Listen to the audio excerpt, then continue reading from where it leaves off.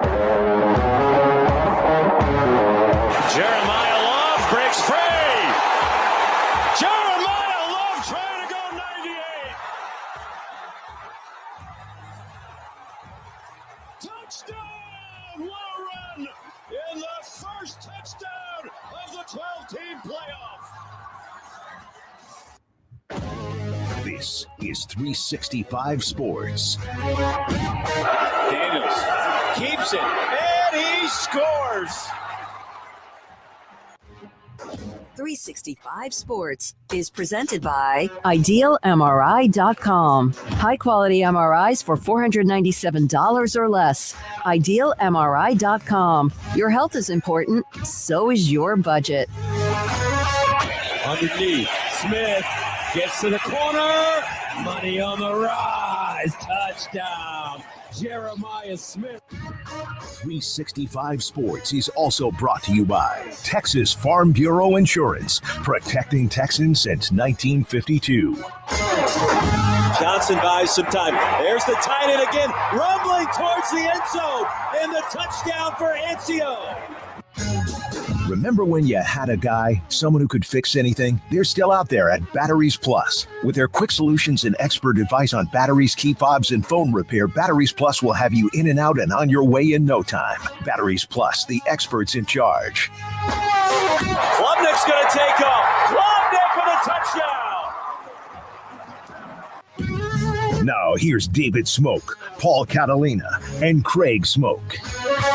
All right, here we go on this Friday with Garrett Ross and also Andrew Valade running the mothership. And, Paul, we have Logan in the studio today Wolverine. As well. Logan the Wolverine. And, of course, Craig Smoak and Paul Catalina. I'm David Smoak. I'm not here many times on Fridays because of high school football. No game for me this week. And it's great to be in the studio on the eve of a huge weekend in college football. And, my goodness, the Big 12 and Brett Yormark sending out a letter to all of the ADs, all 16 of them in the conference, and Texas Tech AD Kirby Hocutt last night with this announcement. This week, here is the policy. The first time a tortilla is thrown on the field, there's a PA announcement that's required as a warning. The second time a tortilla is thrown on the field, and they changed it. It's not the field, it's the playing enclosure. So even if it hits the sideline, if it hits behind the end zone, if it's in the playing enclosure, that second strike, it's a 15-yard penalty and a $100,000 fine. So that's a pretty good fine. Look what I brought to the studio today just to have some fun. Just we're not going to throw them because I don't want to get a penalty. And then I found this pocket knife in my condo. So maybe we could just put this to sleep. Craig and Paul, your thoughts about Brett Yormark with this addendum to the rules? I think that he had to do something before it got out of hand. Although I did see Reddit College Football say this: what's to stop their opposing fans right now from walking in there, waiting till the game starts and chucking a tortilla? Yeah, I know. I had that. Yeah. That's the small part of it. But yeah, just do it once and let it go. I think Tech fans are mad about it because they think it's some sort of affront to them. But clearly the 15 other teams in the league don't like getting tortillas thrown at them. So. Yeah, I mean, it's been a really interesting week for Tech, hasn't it? You've got injury news going on. You've got all this playoff talk going on. You've got a big matchup with Arizona State and the will Sam Leavitt play, and now it looks like as though he will. And you've got all these interesting conversations going on surrounding Texas Tech. And I think, then to add this on, it's just been a wild, wild week. But yeah, the Big 12 is clearly fed up. They've tried to go about this in different ways, and now here we are to where Kirby Hocutt, and I believe that was on a session with students, Texas Tech students is who he was speaking to, because he would later go on to tell them that, hey, this isn't just the student section. They're being thrown in this corner, and they're being thrown over on the east side, and they're being thrown over here. They're being thrown from everywhere. So this isn't singling out you students, but clearly it's an issue that the Big 12 is fed up with. And I think some people at Texas Tech are kind of fed up with it. I think Joey McGuire's a little fed up with it. He's gone on record now a couple times. I mean, remember last year him grabbing the mic and having to get on the PA system and tell people to stop throwing crap on the field. And he's had a couple of moments here of late where he's told people like, hey, this is going to cost us. This is going to get us penalized. Like, we got to stop, doing this, guys. And he's pleaded with the fans to some degree. I know Kirby Hocutt was kind of doing the whole us versus the world thing earlier this year when it came to the first time around when the Big 12 tried to levy the throwing objects on the field rule. And he very much made that about like, oh, that's anti-Texas Tech, and here's how we're going to respond to it. But now here we are months and months later, and I think even he's probably at this point kind of pulling his hair out a little bit over what it's turned into. So I know it's tradition. I know Texas Tech fans feel like it's, in some cases, for some of them, they're being picked on or singled out or whatever, but this has been an ongoing thing. And I think that, yeah, it's just a situation where they're going to be forced into a change, and they'll still be able to have the tradition at the start of the game. It's just, guys, after that, just stop throwing crap. Yeah. Like, I mean, I don't think it's any more complicated than that. I don't think it's super disrespectful or an affront to Texas Tech University if they say like, hey, do your thing, you get a warning. And then why do you need to do it anymore after that? Like, does it need to be again after halftime or again after a score or like whatever the lay of the land is when it comes to how you throw tortillas and when you do it? Like, you can't always do what you want all the time whenever you want. So guess what? Do it at the beginning of the game, and then you're done with it. And I don't see where there should be that big of a to-do about that. But I understand that Tech fans in some cases do feel like they're being picked on or whatever the case may be. And yeah, it's turned into something. I didn't think we'd be talking like this as some major issue. And it's not like a major issue, but yeah, it's clearly been a very turbulent and kind of testy week on the Red Raider side of things. Kim Coulter, who of course is a sponsor of this show from North Star Funding Partners and sponsors our Pick'em. He's actually in the doctor's office having a treatment on his back because he's had a lot of that. I'm laying here on the table. He goes, I'm fed up with it. And he's as Tech as we know. Katie Rader, there's others. What is it? Laura Weiss. They're tired of it. Yeah, Joey's clearly tired of it. Like, he's fed up with it. He is too. He's on record now multiple times. Like, guys, like enough. Like, and nobody respects the traditions more than he does. So yeah, I think I saw this turn into. I mean, I understand when you get on social media, you're not dealing with the brightest bulbs all the time. And in some cases, it's like just total trolling. But I mean, I saw numerous, and I know y'all guys did too, the responses. Oh, we're going to leave the Big 12 now. Or, oh, we're joining Utah and we're anti-Big 12 now. And if you're going to be that way, that's fine. That'll just be a funny story to talk about. But yeah, there's some people that I have seen on the Tech side that are like, okay, cool. Like, we're just going to have to adjust and move forward because the most important thing is just this football team winning. Not us having the ability to throw tortillas whenever we want, but there is a segment of their fans, and maybe it's just the troublemakers on Twitter, I don't know, but that are like, it's like you killed their dog or something, that are very upset by this, and I think they just need to get some perspective. Yeah, here's from Big Lineman 34. Perhaps there could be a tortilla printed rally towel. Yeah, there you go. As a compromise, and they will probably only mean people will throw the towels instead of the tortillas. Some of the responses, and we aren't going to go too deep in this, Tech fans, we understand. I mean, everybody kind of bows up whenever they're kind of singled out, whether it's a big deal or not. But the one that I thought was interesting is the Big 12 Conference hates us. Yeah, I saw a lot of that. No, they don't. And then there were a couple, and in fact, even in the chat room, somebody mentioned that there were Tech fans that says we need to leave the Big 12 Conference. Stop. Don't be Texas.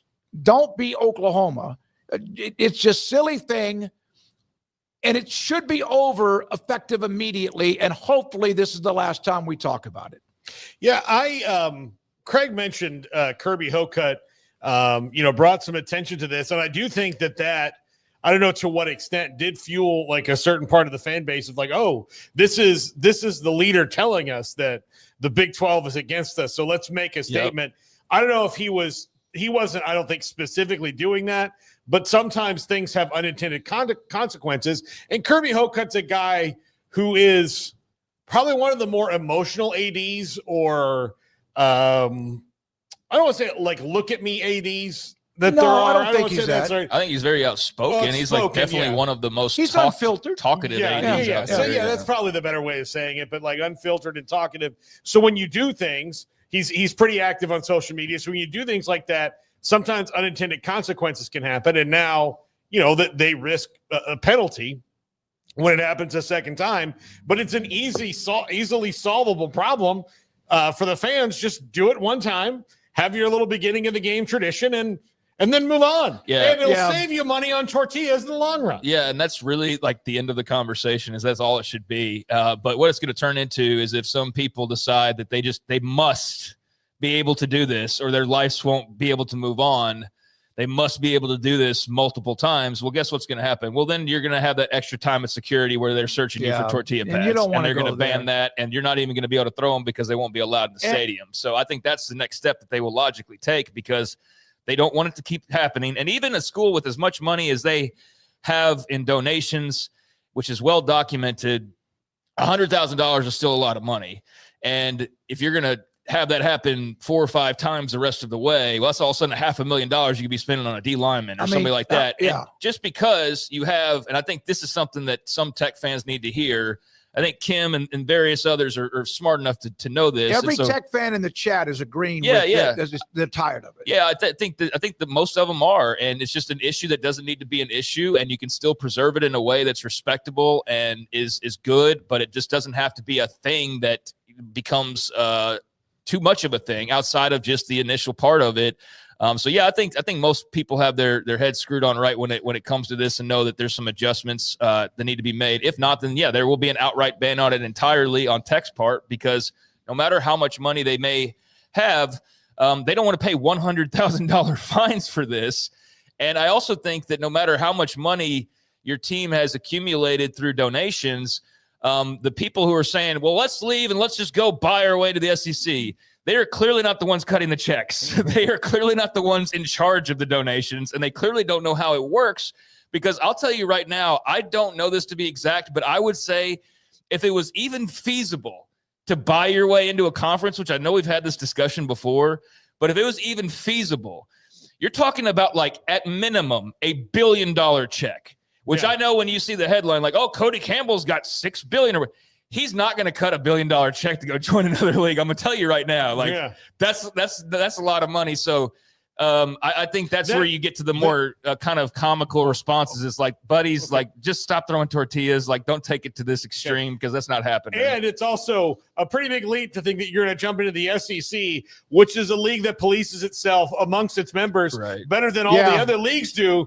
And think like, for example, what was Ole Miss? What did they throw on the field that was kind of a little weird? Well, I mean, like they got like Lane Kiffin got pelted with golf balls and stuff. Yeah, no, that was those things. Mm-hmm. So they police themselves pretty well. So they're not going to like the tortilla thing either. And also, remember, horns down was a penalty in the Big 12. Yeah, it's not in the SEC. Like it's so let's think about that. It will be at some point. And I'm not trying to relitigate that, but just saying that like another conference will just be like, sure, they A, have to want you, and B, it's not going to be better. You're also, Paul, skipping ahead of the whole like actually being able to get into the league process. That's kind of the other one, like said that they have to. The conference has to want you. Yeah, mustard bottles.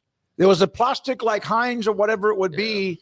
Mustard bottles. By the way, Kyle Visser brought this up. He put Craig into this. He goes, remember when Oklahoma fans would throw oranges at the end of the game, usually against Nebraska, if it clinched the Orange Bowl, which is the Big A. Nebraska fans did it. They just didn't get to do it as often. But that was kind of a tradition, I remember too.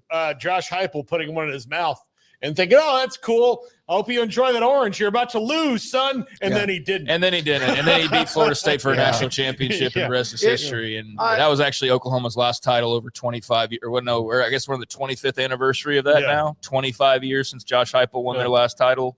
But yeah, I mean, shout out to the Tech fans that know what's what and that know that like this is something that's just becoming too problematic. And I understand some of and I assume it's probably the younger folks that are a little bit more resistant because they want to have their fun and everything. Because they're younger folks, they're kids. Well, or there's just grown-ups that also, on social media, you never know. But I think the Big 12 sent a message, and Kirby Hocutt sent his students a message, and so we'll see how they respond in the next home game. But yeah, it's been a really weird week. I'm sure they'll go out and want to take some of this out on Arizona State if at all possible. But I don't think this will be distracting to the football team. No. And there's other much bigger, more important football tech news that we'll get to.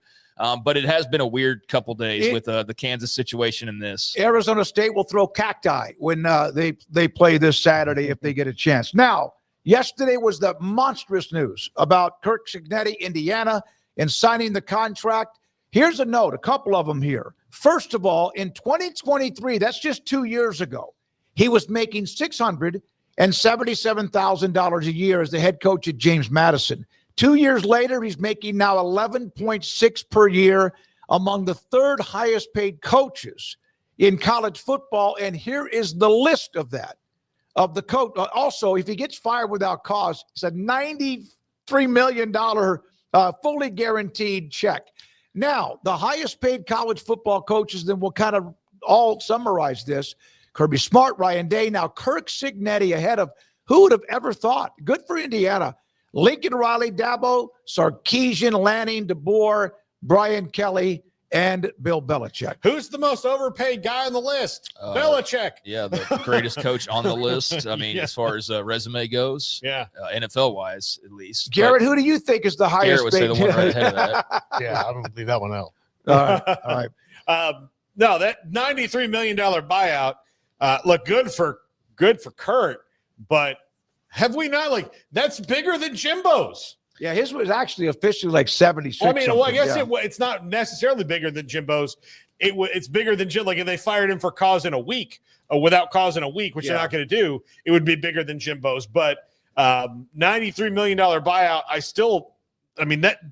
that's the thing that I'll never understand. Like they are negotiating a little against Penn State, but they're also negotiating a little bit against themselves when they do that. But good for them. And Kurt Cignetti doesn't want to go anywhere. He's 64 years old. So they've got him locked in until they decide to fire him without cause and pay him a bunch of money.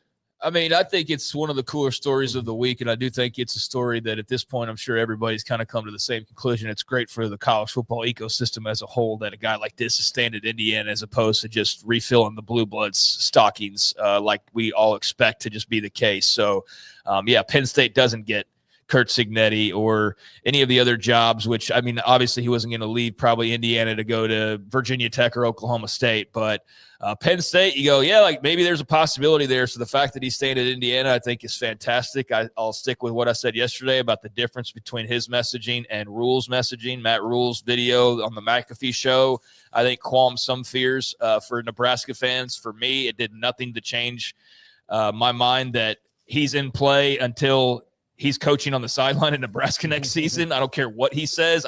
I've lived it. I've lived it, and I've seen enough coaching searches to know that it's maybe 99%, but it's not 100% that he's not going to possibly go anywhere. So when you'll believe it, when Penn State hires somebody else if they do, right? Yeah. Exactly. So he's got to get ruled out before, no pun intended, before I'll actually believe it. But I think it's great for Indiana that they can sleep well at night, because I don't know what more he could have done to say, I'm at Indiana and I'm not going anywhere. And if you still had any doubts, look at that buyout. They're not going to fire him. And that's not happening anytime soon. This man's got carte blanche for the foreseeable future. And at his age, as Paul mentioned, he's going to be at Indiana for the long haul. I don't think we're going to get some curveball of oh, never mind. No, I think that he's going to build the Hoosiers up, and that'll be his ride off into the sunset. And I think that's great. And it's an amazing story to go from, what a bum making just $600,000 plus dollars. Yeah. I mean, how did he live? The year before that, I think it was $476 or something like that. It was I just find it funny that we're looking at how paltry $600,000+ looks because of how much he's now making. We'd all take that and split it amongst ourselves and eat happily forever. Yeah. But that's a huge bump, and you can't say it's not deserved because the market is what it is, and he's certainly earned what he's gotten this offseason. Supply and demand, baby. Yeah, supply and demand. Now, the job at Penn State, which probably didn't hurt Kirk Cignetti getting the extension, although Indiana would probably do that anyway, or brings up other candidates, including Matt Rule, among others, is because James Franklin was fired. And he will appear on College Game Day tomorrow in an exclusive live interview. I don't know if it's with Pete Thamel because he's the one that put it out there, or if it's with anyone else that's a part of it, but he will be on College Game Day tomorrow. I bet you they do it, the panel with everybody there. That would be my guess. Because I'm sure Reese and Kirk and Desmond, and they all have different questions. I'm curious to hear his perspective on that. That'll be very interesting. And, he's going to coach again. That's going to be he has to find a job in coaching or in broadcasting. And I think he's going to coach again next season. And I'm curious to hear his thoughts on, he's not going to say, hey, I'm going to this school, but I'm curious to hear his thoughts or his response when they ask him, do you want to coach again next year, or do you want to? Is he possibly doing any kind of a audition for being a part of Game Day or TV show? I think he probably has to, because I'm assuming that there's going to be a lot of teams that want to hire a guy whose baseline is 9-3. Yeah. Because they would kill for that baseline. But if say it doesn't work out, he wants too much money, it's not the right fit, the AD they don't drive, whatever it is, then yeah, he's going to have to do some TV work. He doesn't have to do anything with the money he's going to be getting in his buyout. Well, but he has to, based on his contract, he has to look for a job in broadcasting or coaching. He does. Yes. After broadcasting, he has to get a job for what?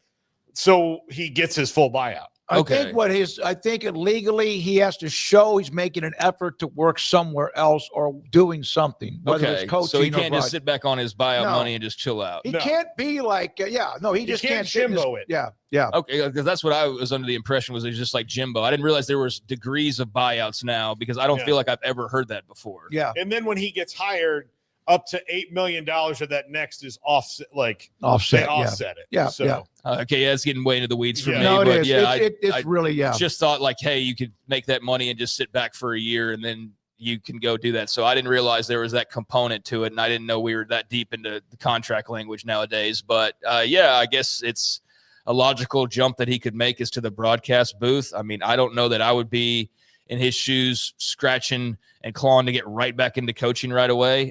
But hey, the season's not over for another 3 months or so. So he's got time to kind of, explore what he wants to do. And I think that the broadcasting side, being on a game day panel occasionally or each week, would certainly make a lot of sense. And I think it's just a good get for College Game Day. I'll be curious to see what he has to say. And I think, it's going to be a short matter of time before he's on somebody else's sideline at some point. But maybe there's a buffer year. Maybe he's on ESPN for a year and then back at it. But he will be highly coveted, and he will have his fair share of suitors. You wonder what's next for him. And there are some, obviously Arkansas is someone brought that up as a possibility. Who knows what they might do. The thing about getting fired at Penn State is there's no jump up really. You're going to have to take an Arkansas or an Oak State or Virginia Tech or somebody like that. Those are your options that are out there at the moment. UCLA, you could take that as well. Does it have to be a Big Ten or SEC job now that he's lived in those waters? And now that's like the bare minimum of what you expect as far as money coming in and things. I guess we'll see more tomorrow, kind of where his head's at. But he's going to be a good head coach for somebody here in the next year or two. I did not realize he was at Kansas State for a couple of years as a quarterbacks coach and offensive coordinator. He's from Pennsylvania. That's what also stings here, that he's right there in his backyard, but no longer the coach at Penn State. Now, this story's been kind of out there about the Big Ten wanting to do a private capital partnership. And then all of a sudden, in the last few days, you have seen rumblings that Michigan doesn't want any part of this. And now USC locking arms with the Wolverine administration and base and saying, no, we don't want to be a part of a 20-year, $2.4 billion investment. I don't know if everybody else does, whether it's Maryland or Illinois. But these two, now, before we get into also what this would have done anyway, listen to these couple of comments from Michigan Board of Regents. From one of the Board of Regents, Mark Bernstein, who would have thought that the Big Ten Conference would need a bailout of this? He also said it's a payday loan. There are alternatives, viable alternatives that should be considered. And he went on. Now, another regent from Michigan, Acker, saying, when they were saying, well, what if they still go ahead with the deal? This is from Angelique Shingalis. We've had her on many times to talk Michigan. Well, according to some media reports, they're talking about doing it without us. Good luck selling an equity deal without Michigan and USC. So Michigan is basically saying, no, we're not going to do this. And you would think that without Michigan, one of the most powerful brands in college sports, it probably won't get done. Yeah, I don't think it will get done now. And the biggest thing here that doesn't make sense to me is the 20-year grant of rights. Like that is absolutely ridiculous. And the fact that Ohio State might support this, why would Ohio State support a 20-year grant of rights? Because we don't know what's going to happen in the because maybe that's just they're going to get even a larger chunk of what they already get, and they'll get 30% of it. But it gives them no out. I mean, the ACC has several teams in it, including some of the ones that just want to be able to renegotiate the contract and stay in the ACC, that are lamenting the fact that their grant of rights was so long. So this one would be even longer than that, and I think that that's just crazy. Like Michigan and USC know this. Look, Michigan or USC is in the conference because, they didn't want to sign a really long grant of rights that Larry Scott wanted to sign. And then, obviously George Kliavkoff couldn't get anything else done. That's one of the reasons that they up and left. So, yeah, this whole thing with it's a big payday loan. It's just not a good deal. I'm not here to poo-poo on all private equity, but I think that this particular thing would just be a cash grab. Mm-hmm. And then on the back end of it, it's a 20-year grant of rights, which is going to well outlast Tony Petitti as the commissioner, I would assume. And then you've got the next guy coming in trying to figure out if there's another land, shift in college football, why the Big Ten can't do anything about that. Craig, anything on that? I got a graphic. We want to get to a story involving Texas Tech's defensive line, but go ahead. Yeah, I mean, I guess Ohio State's for it because they want the money and they need the money because they're probably spending as much as anybody no matter what they've got coming in. But I don't know enough of the details, and I think a lot of people are talking about this as though they're like in those rooms, and there's clearly parts that we probably aren't aware of that make sense for an Ohio State or others. I mean, others are easy to explain because they need the money because they're on the lower end of the totem pole and not as gifted and blessed annually as a Michigan or an Ohio State is. But for Ohio State, I can only assume that maybe it's because they're spending so much that they need it to come back in. And beyond that, I guess we'll find out because I don't feel like the reporting on this story is done, even though it looks like this concept may be done for right now. And so I think Michigan and USC, because I don't believe this is where college football needs to go next, is into private equity. And you immediately get like the people who either work for these companies or work for companies similar to them that jump in comments and go, oh, well, you don't know private investment versus private equity. And they get like they derail it and take it the sideways. And there are some things that are different there. But yeah, on the surface, I've never liked this idea of, I mean, it just tells me that the door's at least cracked open to the Saudi Big Ten League at some point. And I know that might sound a little extreme, but it's really not. It's really not that all extreme when you look at who all is in bed with the PIF nowadays. It's like half of pro sports. When the Big 12 was even inkling about it, they would be the first to line up and sign up for for the Saudi deal. I have no doubts about that, and that's why I'm not all in on everything that Brett Yormark does. Mm-hmm. And I do think that Big 12 fans need to be at least a little cautious about just everything's great. Like I feel like that's the next step they're going to want to take is something similar to that. So I think in their case, you could at least go, I can see where you need the money, but for the Big Ten, I don't think this is a risk that you need to take. And I think if you feel like if you feel like you have to go and get this amount of money, then the sport's so irretrievably broken that we just need to burn it down and start it over. All right. Yeah. Rather than going to get $1 billion donations from private entities. Yeah. Here's the list that we had for the show today. And breaking news on top of this, the top-rated Big 12 defensive lines through last weekend. Not many surprises here. Texas Tech, Utah on top.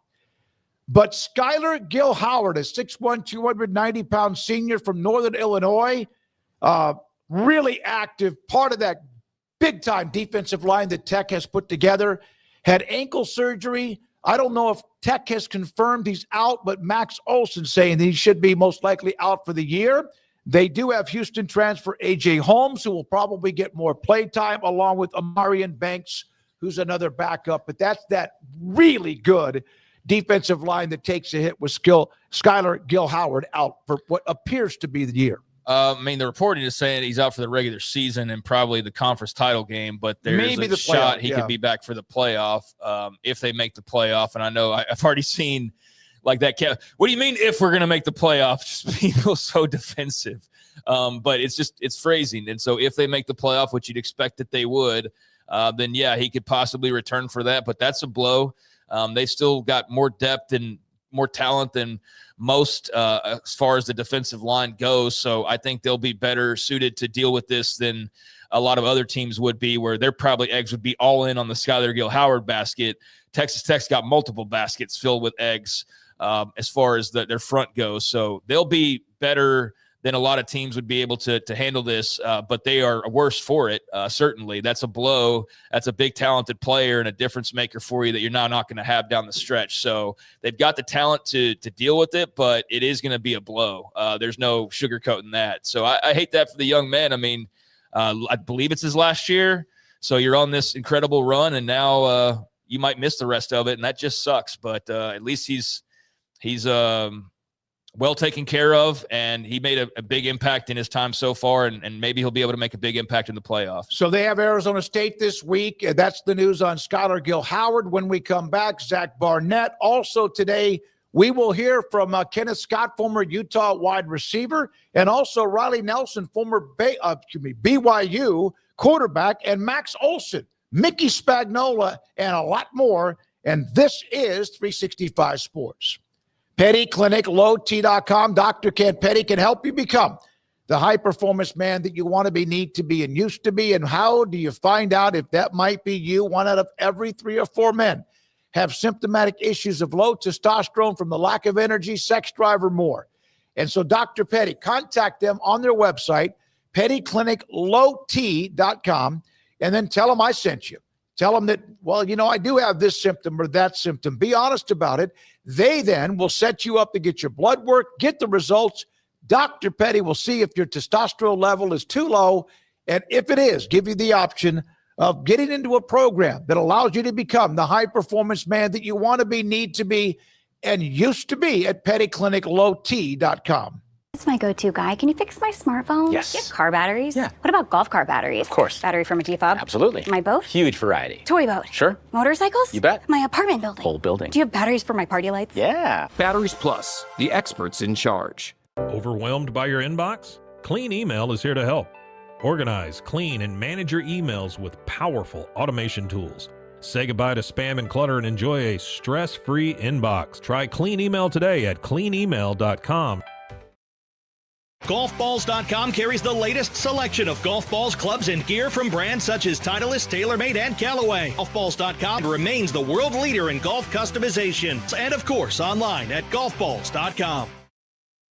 UBO Business Services. We are a studies-based service organization that is the best in Texas when it comes to copiers, printers, and scanners. The way we quantify that is through a company used by millions of corporations called Net Promoter Score. What Net Promoter Score looks at are your Google reviews. We have a better Net Promoter Score than H-E-B with a 65 and Ritz-Carlton Hotels with a 70. According to Net Promoter Score, if you're a 70 or above, you're considered world-class in customer service. UBO Business Services is an 86 when it comes to Net Promoter Score. You can find us at ubeo.com, ubeo.com.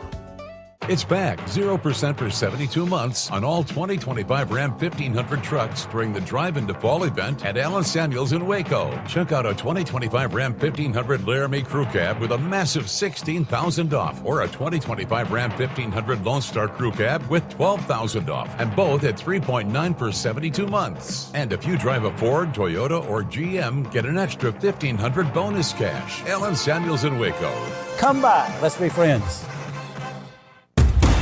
Did you know that 1 out of every 4 men have symptomatic low levels of testosterone and don't even know it? And if you think you're too young to worry about it, guess again. Low T levels can make you feel tired and grumpy, raise your cholesterol, and cause weight gain. Petty Clinic Low T can set up same-day blood screening and results. So if you're tired of being tired, call or go online at pettycliniclowt.com. It's a private clinic with an atmosphere catering to men. Affordable, only $165 a month, including lab work, office consultation, testosterone injections, and follow-up visits, compared to $300 or more a month in Dallas or Austin. And you don't have to drive 90 miles one way or the other and fight the traffic. Petty Clinic Low T has board-certified physician consultations and will provide the best form of brand-strength testosterone. Contact Petty Clinic Low T for increased energy, improvement in sexual desire and performance, mood, concentration, even a decrease in body and belly fat. Just off Highway 84 and Old Hewitt Drive in Woodway, pettycliniclowt.com.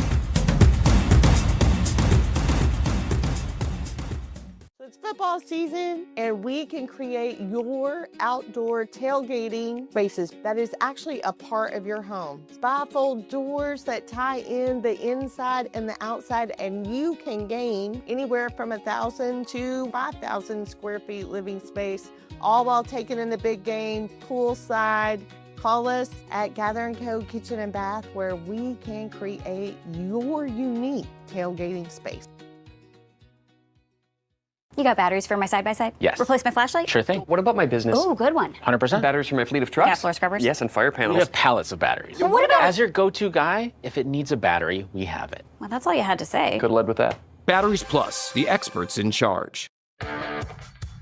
This is 365 Sports. The 3 o'clock hour is sponsored by Waco Custom Marketplace. Meats, sweets, Texas treats, and a cut above the rest. 425 Lake Air Drive, Waco. 365 Sports in this 4 o'clock hour. Zach Barnett joins us on Fridays in the 3 o'clock hour. Football Scoop, and he's here. And, Zach, big story for the week, of course, the James Franklin firing over the weekend after yet another loss that was so unexpected. Your thoughts about the rumors, but more importantly, did Penn State get this right? I think so. I think it's the rational move to make. You can only bang your head against the wall so many times. And I write about this if not now, win concept. At some point, you're building. At some point, you got to have that breakthrough win. And James Franklin had like 5 or 6 of them, obviously most recently the Oregon game. And they didn't win. They didn't get the breakthrough, so it broke them. Everything was built towards finally breaking through. You were preparing for that game for 10 months. You had 2 weeks off to prepare.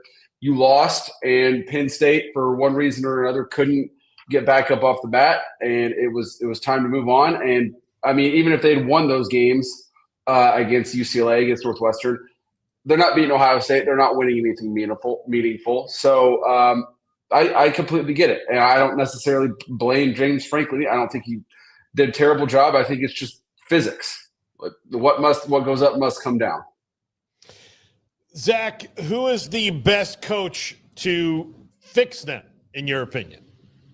I'm not the first person who threw this out, so I'm not going to take credit for it. But I think Matt Campbell would do great things there. He's been at Iowa State for a long, long time, and it seems like he's been waiting for one of those Big Four Midwestern jobs to open, and this is the first one to really come open since he got Iowa State up. And his historic success there is like 2.5 times what Iowa State would expect to win. And last year, admittedly, would have been better timing for him being in the Big 12 championship game this year.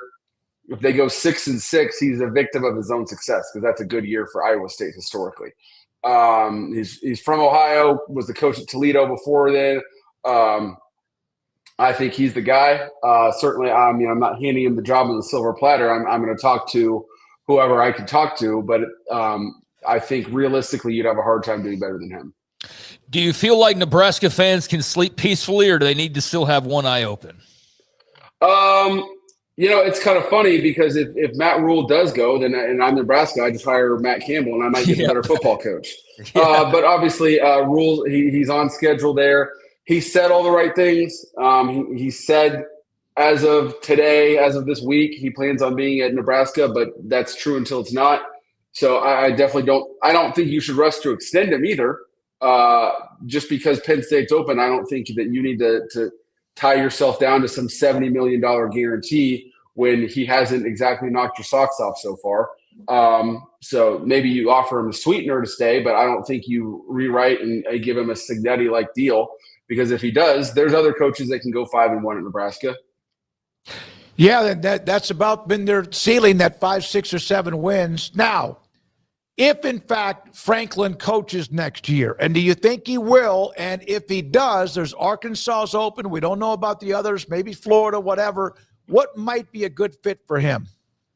For his own health, I hope he chooses somewhere where winning a national championship is not the be-all, end-all, because he's unlikely to get closer than he did last season. I mean, just regionally, he has a lot of connections in that Mid-East area, so I'd love for him to take Virginia Tech if he's interested. I know there's a lot of qualified coaches circling that job, but it's hard to believe any of them are more qualified than him.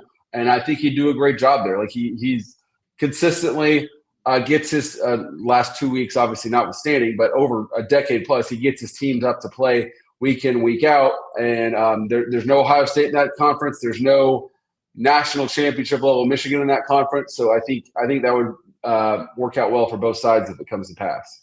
Zach, I'm going to throw out Wisconsin for you on that one as well, because think about what Barry Alvarez did. He's kind of that same kind of coach. Unless Wisconsin thinks that the next guy is going to win a national title, but maybe he just wants to be out of the Big Ten. Yeah, if I'm someone close to James Franklin, I'm saying, do you really want to be back in the Big Ten, chasing after a same conference championship you're probably not going to win, especially in Wisconsin's current state? I think Wisconsin, if Jim Leonard wants that job, I don't see them not giving to him and waiting as long as it takes, because there's been a couple times now where they've tried to go outside the family and it's gone terribly. They went with Gary Anderson. He was up and gone after 2 seasons, and now Luke Fickell. So I fully expect them to make an in-the-family hire. So this has been a great season for your website. I mean, talking about all these coaching jobs and everything that's jumped up. Is the next shoe to drop Florida if you're trying to predict the future? I think probably the next shoe to drop is Wisconsin itself. Okay. I mean, you had Luke Fickell come out and admit that it was rock bottom when they lost 37-0 to Iowa last week. So if I'm forced to place a bet, that's where I'd go. Zach Barnett, footballscoop.com, with us on 365 Sports. So what are your thoughts about the Big 12 this weekend with Tech at Arizona State, Utah in the Holy War at BYU? This is fun. These are two highlighted games. I know Arizona State losing a couple of times has diminished it a little bit, but it's at whatever they call the stadium now, but a couple of bangers, so to speak, within the conference. Yeah, I think personally I'm looking forward to the Holy War more than Tech Arizona State, simply because Arizona State has been fighting the post-championship hangover all season long, squeaked out a couple wins that they were fortunate to get, but I think that starts to catch up with them now. So I know Tech's dealt with some injuries, but they've still won every single game they've played by double digits so far. So I expect a semi-comfortable Tech win. That team just seems a class above everyone else in that conference right now. So I think Utah, BYU, if I have to watch one Big 12 game this week and only one, that's certainly it. I mean, that's as heated as any rivalry there is in college football right now. And going to BYU, I think it's going to be an absolutely great scene, and I can't wait to watch that one. What do you think about the impending doom of Billy Napier, though? How long can they drag this out? They've got a bye week coming up. It seems like win or lose, that would be the best time to do it. Yeah, I think as long as your players keep playing for you, even if it's not ultimately where you want it to be, as long as the players keep playing for you and you keep being competitive, I don't think you're in a rush to make a change. I know Oklahoma State, their AD did an in-house podcast this week and talked about all the advantages that he's had by being able to shop his job on the open market that Scott Strickland would not be able to do at Florida. But at the same time, I mean, unless you absolutely have to do it like Oklahoma State did, it opens up a can of worms to fire a coach who the players are still playing for. So if it's me, I'm putting that off as long as I possibly can, and that's going to be determined by the players' effort level. Zach, I know you went to that North Texas game last week. We talked about it. I wish we were circling back under better terms, but just kind of what did you make of that? I mean, obviously South Florida is really good. That's where you can start, and they're very likely to be the G5 playoff representative. But how do you think the Mean Green kind of bounced back from that golden opportunity that just didn't go their way? Yeah, I hope the fans bounce back better than the fan base. The North Texas has a lot of alums and supporters, but obviously they've struggled historically to get them in the building. And obviously they finally did last Friday. And it went as all the North Texas administration, it played up to their fears, the longtime fans, of getting them in the building and then not giving them a reason to come back. And North Texas obviously didn't play the game they hoped to play, turning it over 6 times. But also South Florida was just bigger, stronger, faster than them. There was a different class of athlete on the South Florida roster, starting with the quarterback, Byron Brown, who's just a stud. So UTSA doesn't have that class of a quarterback. I don't think they're going to be as big and strong on the offensive and defensive lines as South Florida was. So if you can win this game, you're still in a great position. I think if you can have 25,000 of the 31,000 you had back in the stadium, then that's a good bounce back for the fans. But obviously, the players' mental state is a lot more important than the fans. You know, there's big names that are obviously big programs like Franklin, whatever happens with Florida. But how not surprised, because Kalen DeBoer was a hell of a good coach, but he has completely, it's almost like they did not lose that game to Florida State. Now, this not a gimmick because Tennessee has won 2 of the last 3 games, I think. But what are your thoughts about how he's changed, or at least they now seem to be just rolling? Yeah, I think it's a credit to him for not panicking and continuing to stay the course. And I wasn't in the room, obviously, but it seems like really the only change that they made is they got back there on Sunday and Monday and sat down with Ty Simpson and say, all right, here's the throw you missed. Put the ball here right now, and it's a completion. And Ty Simpson was just late on a lot of those throws. And the defense, I don't think, was prepared for what Gus Malzahn and Tony Castellanos were going to throw at them. And so they stayed the course, and they've coached Ty Simpson to be the best quarterback in the SEC, and now they're reaping the benefits of that. So, I mean, to go potentially 4 straight weeks and beat 4 straight top 20 opponents would be national championship level, a national championship quality accomplishment if they're able to do it. And I think they will. I mean, Tennessee has scored on everyone they've played, and they've allowed just about everyone they've played to score on them as well. Alabama plays a lot slower pace, lower scoring games, but I expect to see a high scoring start and then a slow Alabama type finish to win the game, something like 34-24 tied. What do you think about Ole Miss rolling out Trinidad Chambliss again? He's red hot, but between the hedges against Georgia. Yeah, traditionally Ole Miss has come up just athletes short against your Alabamas and your Georgias, and obviously they beat Ole Miss or Georgia at home last season and beat the brakes off of them. But it's tough for me to see that at between the hedges. I'm going to need to see that to believe it. The Ole Miss's biggest quality win right now is over an LSU team at home that we're all kind of waiting for the bottom to fall out. They won that game by 5 points. I don't think that translates to going on the road and beating a Georgia team. But if they do that, Ole Miss is as close to as home free as you're going to get in the SEC this season, because their last ranked opponent is next week on the road at Oklahoma, and who knows how good they even are. So, and they wouldn't even necessarily have to win that game to get to 7-1, so long as they win all the games that they're favored to win moving forward. Did you ever think that Indiana's football coach would be getting the kind of money he's getting, although he's earned it, based on supply and demand, and the 3rd highest ranked paid head coach in college football? No, and anyone who says otherwise is absolutely lying to you. I mean, Kurt Cignetti is going to make nearly $1 million a month to coach Indiana football. I certainly did not see that coming, and it's funny to me because everyone was ripping Penn State for signing that fully guaranteed extension for James Franklin that now they're having to pay nearly $50 million or $50 million plus actually to get out of. And then Indiana turns around and does the same thing to Kurt Cignetti, and it's like, okay, yeah, well, you got to do that deal. Penn State's coming. So it's just we decry how this cycle is created, but then we applaud as it repeats itself with another coach. The difference, obviously, is even if Indiana somehow falls back to an 8-4 type team, you're still probably getting your money's worth out of Kurt Cignetti. Thank you, man. Appreciate it, Zach. Love having you on Fridays to kind of wrap up the week and look into the weekend, too. Zach Barnett with us, footballscoop.com, and Craig nailed it. What a year to have that site. They're always good, but this year with all the changes and nearly, double digits in the FBS or close to it, and we're not, we are just past the midway mark in October. We had a super chat at the end of the opening segment with our headlines and much more. Of course, a lot of that we discussed the Big 12 and the letter out to all the ADs from Kim Coulter. Jesus, Mary, and Joseph. Drop the SEC talk because it's not an option as we sit here today. Second, I could give two shits about freaking tortillas and would love to put everyone who throws after kickoff in jail for 48 hours and fine them $2,500.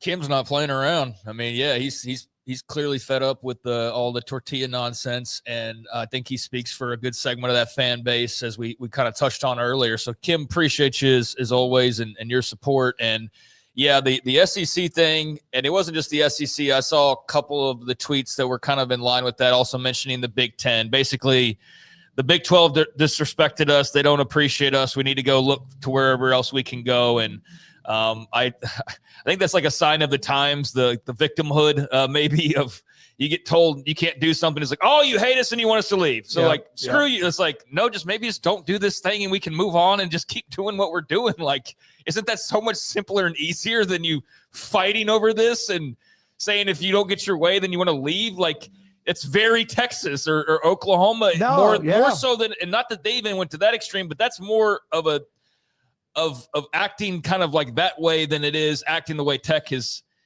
typically acted when it comes to the Big 12. But, it was a thing that people got very up in arms over. So, yeah, I mean, when I started seeing that, that's when I kind of rolled my eyes and I go, all right, this is going from a fun debate to like, people need a dose of reality if you think that Cody Campbell's just going to turn around and go, oh, here's $1 billion check, Greg Sankey. We're in the SEC now, right? Like, that's not how it works. That's definitely not how it works. And that's not how it worked with the Big Ten either.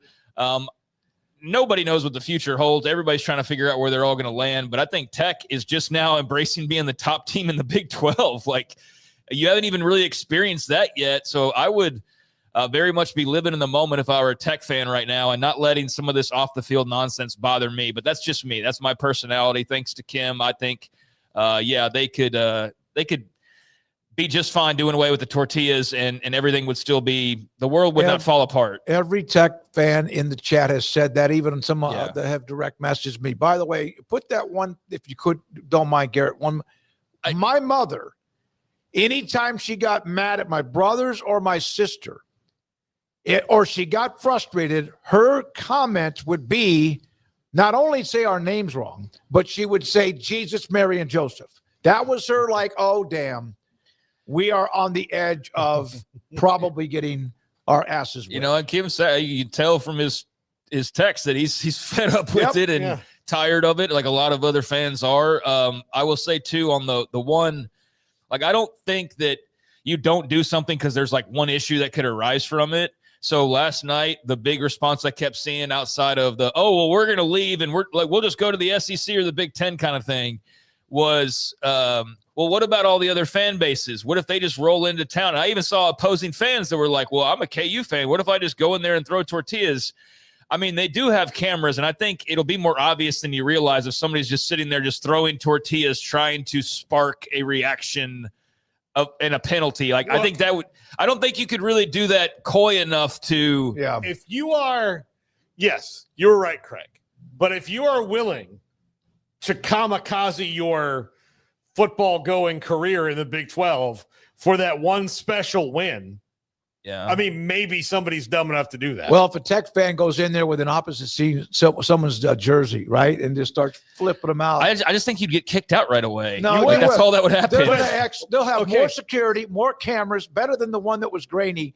Much more now. They'll have to do that. And you don't want to have to, by the way, get the baseball nets behind home plate down the line. That is an foul alternative. balls. That's the other alternative to them just outright banning tortillas to be entered into the stadium. The second thing would be we're putting nets up around the sideline. I so think they do ban them, but people still put them in the ball, whatever. Okay. But what I think I'm telling you, Kamikaze, I don't care whatever. Like if I get caught, I know I'm going to get caught. All I want's the 15-yard penalty. That's all I want. But you'd have and to I'm a crazy ass internet dweeb. Yeah, I just think that there would be so much that have to go into that, including the game going a certain type of way to where you're the right fan at the right game at the right time with the right seat to throw the right tortilla to have it land where it would need to spark a penalty. You could, in theory, you could do it, but it would be like Ocean's 11 trying to plan out how you would do it. You should here's the thing. I just know that there are internet basement nerds that will do that, and then they'll be like, oh damn, we lost 31-7, no tortillas this time. Paul, I agree with that. I also think that a lot of the dudes who talk that big game would actually have to go outside and go do those things and go to the supermarket to buy the tortillas, and that's just a bridge too far, I think, for some of the people talking the big game online. I think they hope that others will go and do that, but I don't think they themselves are actually that much of a threat. Yeah, all right. So there we are. Kim Coulter, thank you for the super chat. Big one, too, $19.99. Thank you, and a lot of you have had fun with that and much more inside of the chat room. So you talk about a rivalry, the Holy War, Utah and BYU, and they're about to play this weekend up in Provo. Kenneth Scott, former Utah wide receiver, will join us in about a half an hour. And then former BYU quarterback Riley Nelson, who we've had on before, he will join us in the next segment too. So all of that and more is coming up. And this is 365 Sports. Ideal MRI. You have a chance to find out what is bothering you, your lower back, your hip, your neck, your shoulders, or even maybe your ankles, knees, something that is you've injured it. And you don't even know why, or maybe you're one of those weekend softball warriors and you're just playing a little bit longer than you probably could, or you get hurt, ligament, muscle, and you need an MRI. Your doctor said, hey, we got to get a better look at this, and an x-ray is not the answer. Ideal MRI inside the Central Texas Marketplace off I-35 in Waco is phenomenal. I have been in it 4 times. The MRI, the state-of-the-art imaging machine, to check on my shoulder, my back left part of my shoulder, also my lower back a couple of different times to see what's kind of gnawing at me down there. And every time I get a disc, a CD, not my back disc, but a CD, and also in the portal, the doctor will get a copy of the images too. It's $497 or less. The average around the country is well over $1,000. Dr. Rob Maxey and his partners make it really comfortable for you. There's not a long wait. It's not like you're packed in a room with about 25 other people on a waiting list. It's idealmri.com. I'm Camille Johnson with Camille Johnson Realtors. We specialize in selling residential real estate agent all across our community, and we love serving all types of families. We have been in business at Camille Johnson Realtors for almost 9 years, and I have been a residential real estate agent for almost 40 years. So thank you for partnering with me, and thank you so much to all of my clients that have made our company a success. No car payments for 90 days when you bring your auto loan home to Genco. Get 4.79% for 48 months and make no payments until 2026. Plus, get entered to win 3 months of no car payments. Bring your auto loan home to Genco. Lower your interest rate, save money, and no payments until 2026. For details, go to GencoFCU.org. My money, my future, my credit union. Genco.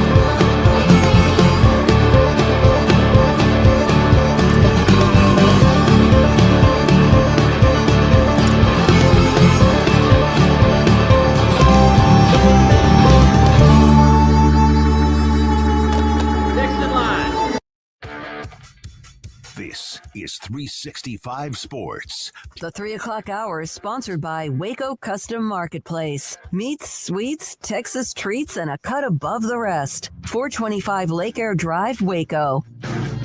It's been a few weeks, but we've had Riley Nelson, former BYU quarterback, with us before. Really enjoyed this segment, and it's the Holy War week. It's BYU in Utah, and it's tomorrow in Provo, and Riley joins us again on 365 Sports. How do you, we've heard it's called the Holy War, but as a guy who played in the rivalry, an alum of BYU, how do you describe it? Yeah, I mean, I guess the inherent contradiction between those two words, holy and war, like it's far more unholy, but I guess that's where the war part comes in. But I mean, it's every bit as tense. It's just here's what's crazy, right? Growing up in this, and I grew up in Logan, which is where Utah State is, which the majority of the alumni base, the majority of the fan base, just as the majority of the population in Utah, belong to the Church of Jesus Christ of Latter-day Saints, but only one of the three schools is affiliated with the or with the church, right? And so that creates some inherent things, which it just cuts at people. You start messing with people's religion. I mean, let's be honest.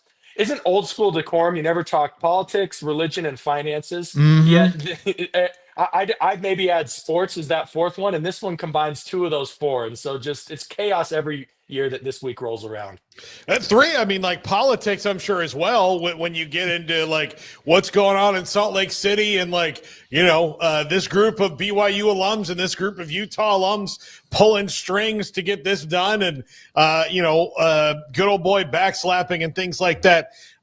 Riley, for people who don't maybe understand the level of the rivalry too, okay, Utah is BYU's top rival. Who is the second biggest, and how far is the drop? Man, for Utah, I mean, for a while there, it probably have to go back to it's now that the Pac-12 dissolved. I mean, it always was, even though they were in the Pac-12 and they were competing in the Pac-12 South. Like for a while there, like you maybe could have called Stanford or maybe USC there simply because they were competing for the Pac-12 Conference South Championship and a spot or the Pac-12 South title and the spot in the Pac-12 Championship. They tried to make it initially when Utah went in the Pac-12. They tried to make it Colorado, but a rivalry needs a couple elements. I think you need geographic proximity. That's first and foremost. Second, you need familiarity and history. Like you need games there that you can call back to that inspire emotions, either positively or negatively, for it to be a real rivalry. And then I think that the last thing that it needs to be is it does need to be competitive, right? I think about my high school. There was three of us all within probably 25 miles of each other.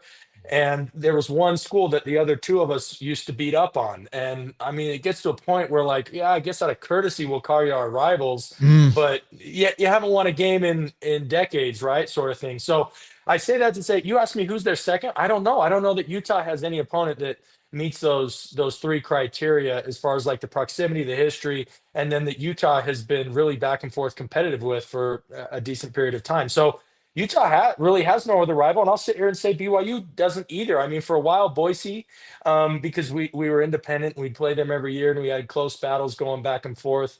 But even that was only about, I think, 9, maybe 11 seasons at most. Our history with Utah goes back 100 years. Mm-hmm.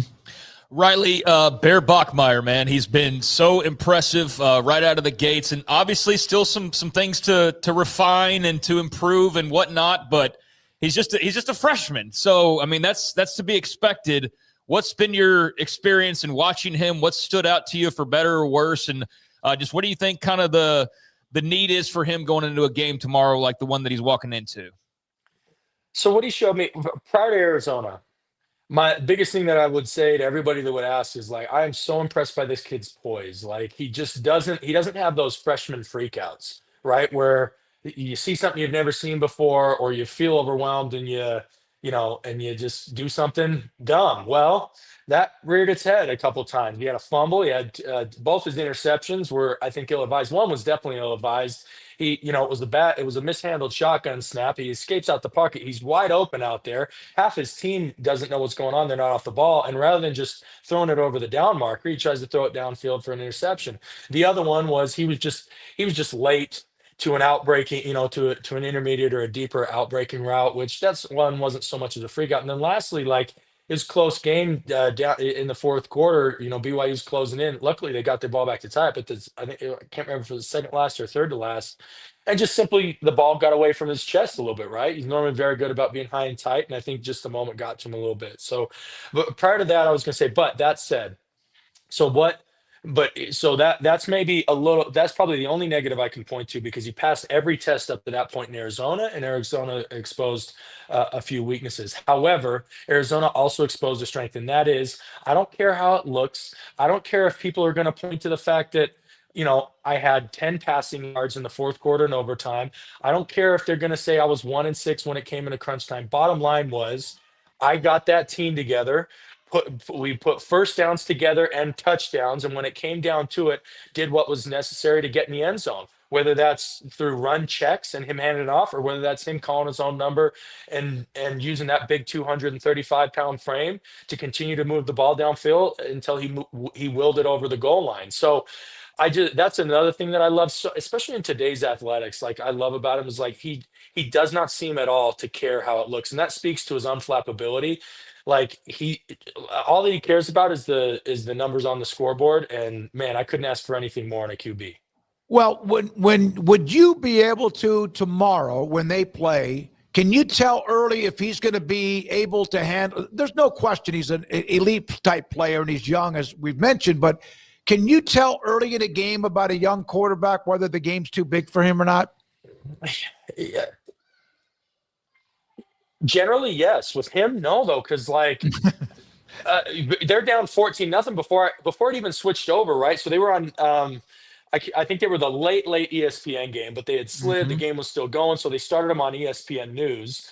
I was messing with my kids or whatever. Bottom line is like the game was on ESPN, so when it switched over, they're down 14-0, and I was like, oh. Here we go. First conference game on the road, Big 12. They got a good quarterback on the other side, down 14-0. Man, this might be the ones where the Utes stumble. And of course, they come back and win that game. Similarly, he makes some mistakes that hurt his football team, that put them down in that football game. Again, on the road, conference opponent, very talented quarterback on the other side of the football. And he's able to somehow help this team. And we keep saying he, right? That I just want to give a disclaimer that the quarterback always gets way too much credit for the overall team's performance, right? The defense and special teams had their part in both of those wins, the Colorado and the Arizona team, but he didn't. Most freshmen slide. So this goes back to your original question. If he has a rough start, do I know if it's going to be a rough night? With him, not, because he's proven to rally. He's proven to, okay, I hurt my team. I'm not going to hurt my team anymore. I'm going to do the things that need to be done to give us the best chance that it wins. And sometimes that's just stopping the bleeding, meaning no more negative plays, while you let one of your more senior and experienced leaders on the team do that play that makes the difference, right? He doesn't. That's one last thing positively I'll say about him is he's got no hero ball about him, which for a kid who was, physically talented and gifted, who was playing high school not too long ago and was obviously athletically, like physically superior to his competition, it's so easy for you to just say, I'll take this over. And then that often spills over into collegiate football. That happened with me, state Gatorade player of the year, MVP, parade All-American, like all this stuff. When I get a chance to start as a freshman, and like I was new and young and inexperienced, and still though in my mind, I was like, I got this. And almost every time that led to, conduct detrimental to the team on the field, of course. But he doesn't have any of that. So, if the early goings are rough, if it was anybody else, I'd say, yeah, that's not going to bode well for BYU. But I think this one, you got to play it out because this dude is proven to be humble enough to make those changes and mature enough to stick with what gives his team the best chance. Do they win? Like last week, was that a win on culture? Like that they just on culture and team, because they really at certain points during that game had no business winning, and Arizona had them probably dead to rights if they do one more thing right in the fourth quarter in that game. But do you win that game because it's instilled in you from day one that these things that you can overcome and you can always rally? It also didn't hurt that you played I mean, not that same team because they didn't have T Mac and some other, and they didn't have that middle linebacker who got drafted too for Arizona. But it also helps that the majority of the players lined up for BYU. Remember when Arizona came just a short season ago into LaVell Edwards Stadium and they took them out behind the woodshed. So there's also that self belief of just like these guys aren't better than us. We're just not playing well. So like if we fix this, we'll win the game. That's one thing.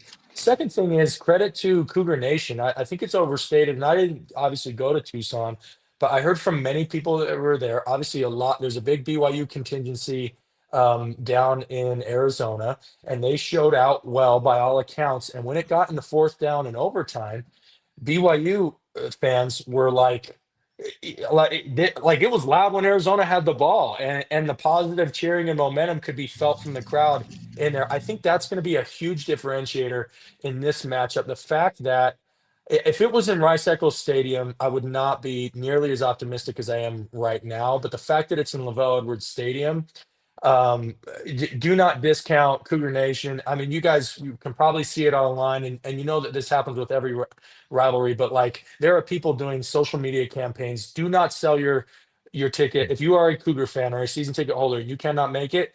Do not sell it on the secondary market because there's an off chance that a Ute fan might pick it up. You have to keep all the tickets in the family. Like it's not just one or two people. Like there are entire forums that are doing this kind of stuff. So you said, is it culture? Yes, I definitely give credit to Coach Satake, give credit to the leadership on that team, but it's also BYU culture overall. The fact that the fan base travels so well, the fact that they stay engaged throughout the entire game. And again, when you get that at home, that's even more magnified.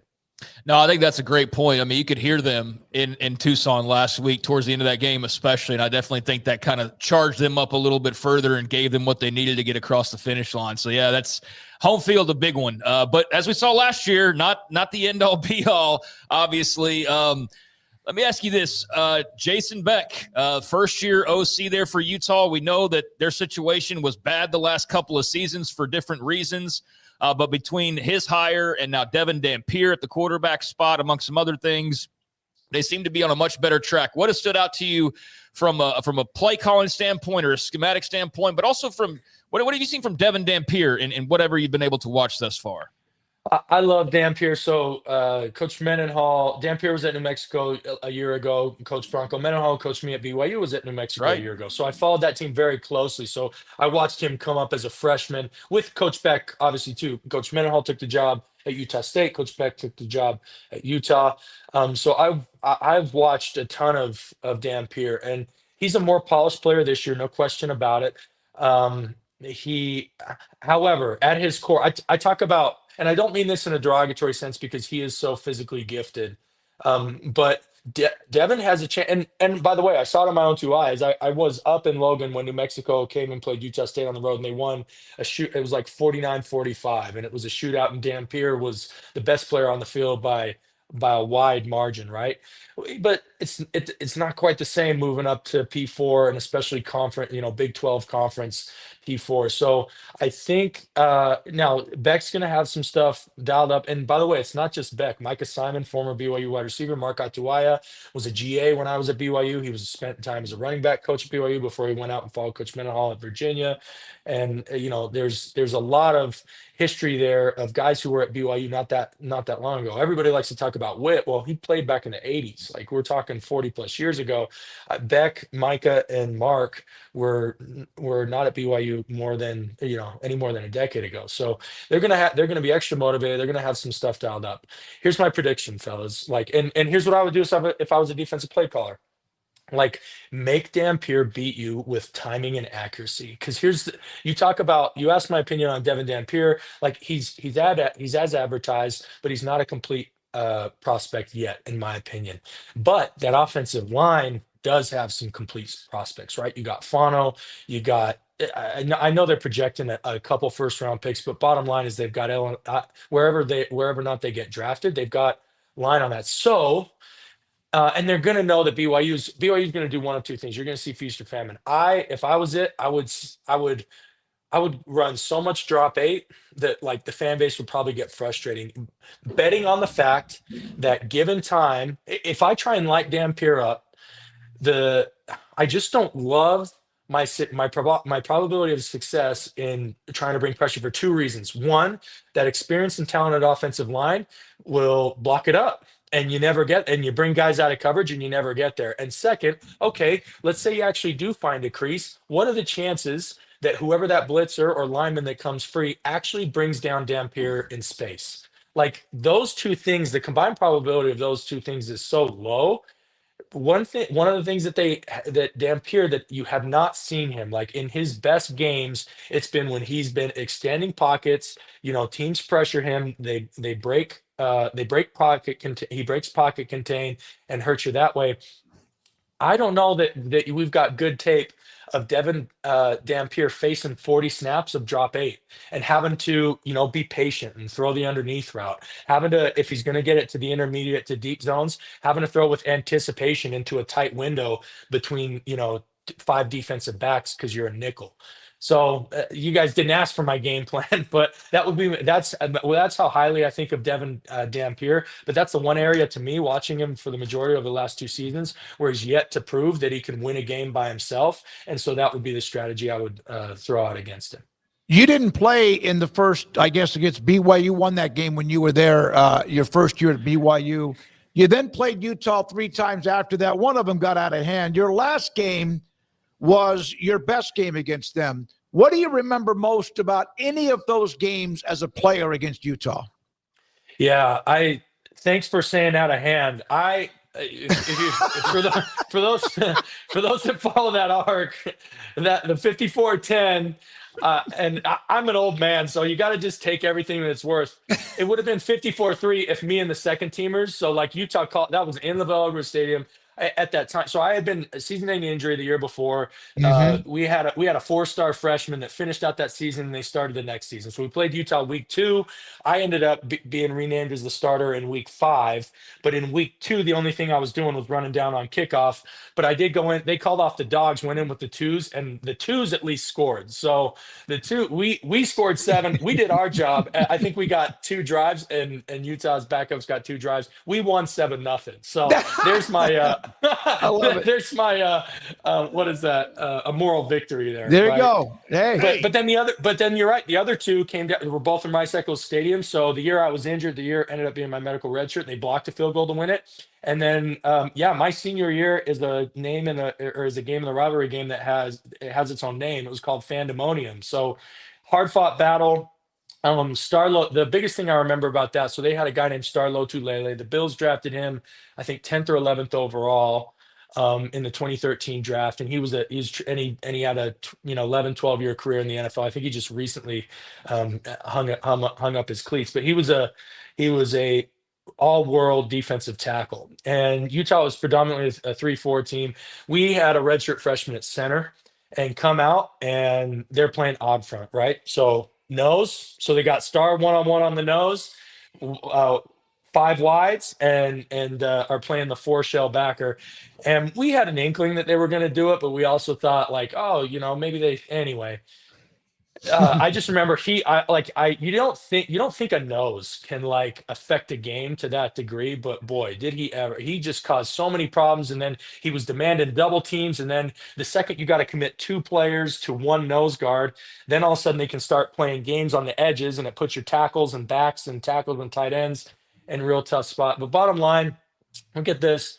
Miraculous comeback, and we'll come back to put ourselves in a position. I'll just tell it really quick. So we got a 47-yarder to tie the game, which, our kicker, that was in his range, but probably not at a high probability. That gets blocked. Fans rush the field, but the ball stayed in bounds. So when the fans cross the sideline, that's sideline, move up 10. So now it's a 37-yarder. Oh. Yeah. So now it's a 37-yarder. Come in, kick it, miss it, flag on the field. Their end man on the line of scrimmage was offsides. So we get a 3rd chance at the kick, gentlemen. And now it has gone from a 47 to a 32-yard chip shot. We swap out kickers because our kicker was just rattled. So we throw our punter, who was our backup place kicker, in there. He kicks it. boing, off the left upright. Oh my God. Just could not have lost in a more heartbreaking way. And that was the win. It was 24-22 at that point.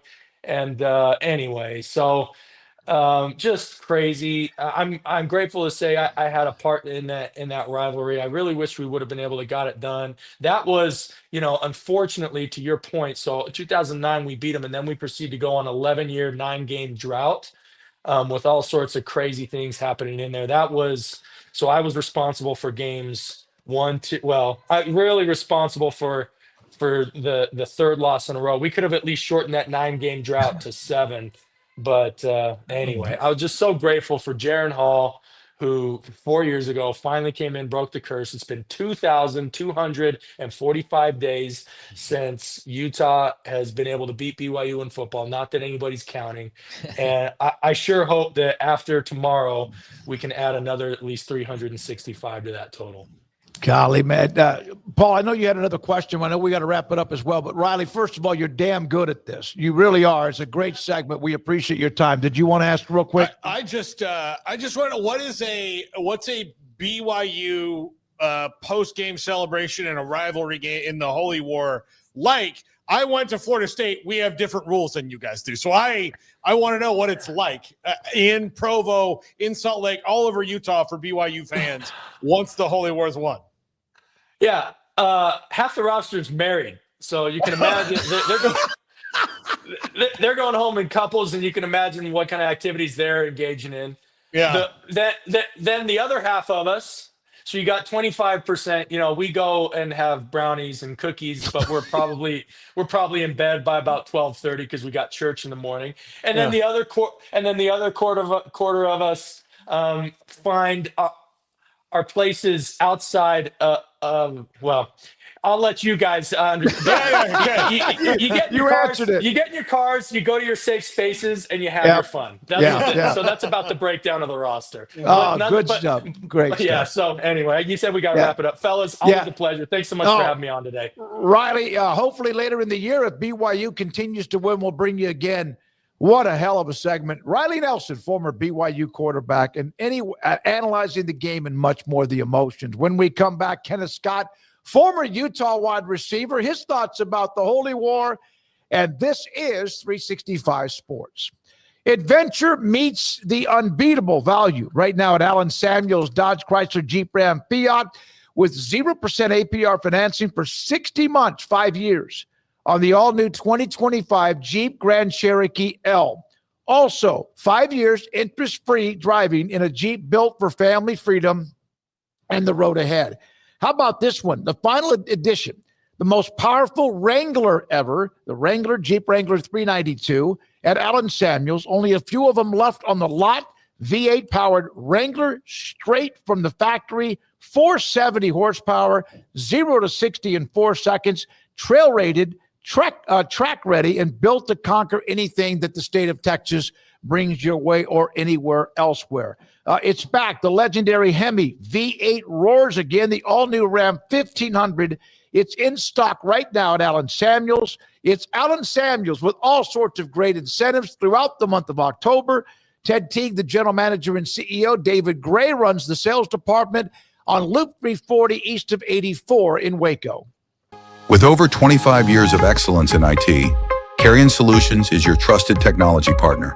From managed IT services to cutting-edge cybersecurity, our expert team delivers tailored solutions that drive success.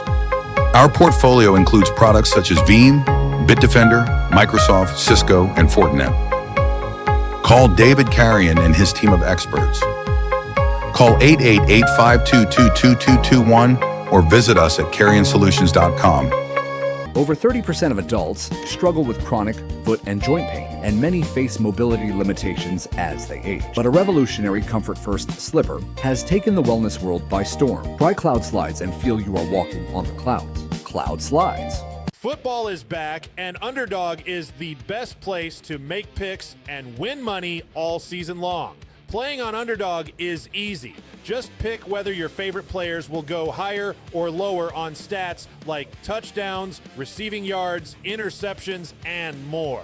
Get your picks right and you can win up to 5,000 times your cash.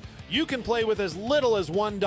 Download the app today and sign up with promo code SPORTS365 to score $50 in bonus funds when you play your first $5. That's promo code SPORTS365. Millions of fans have already won billions making picks on Underdog. Will you be next? Underdog. Make picks. Win money. Must be 18 and up, 19 and up in Alabama, Nebraska, 19 and up, and in Colorado for some games, 21 and up in Arizona, Massachusetts, and Virginia, and must be present in a state where Underdog Fantasy operates. Terms apply. Offer not valid in Maryland, Michigan, Ohio, and Pennsylvania. Concerned with your play? Call 1-800-GAMBLER or visit ncpgambling.org. In New York, call the 24/7 HOPE line at 1-8778-HOPE-NY or text HOPE-NY. That's 467-369. See assets.underdogfantasy.com/web/play and get terms _DFS_.html for details. Serving Central Texas since 1889, TFNB Your Bank for Life takes pride in being more than a bank.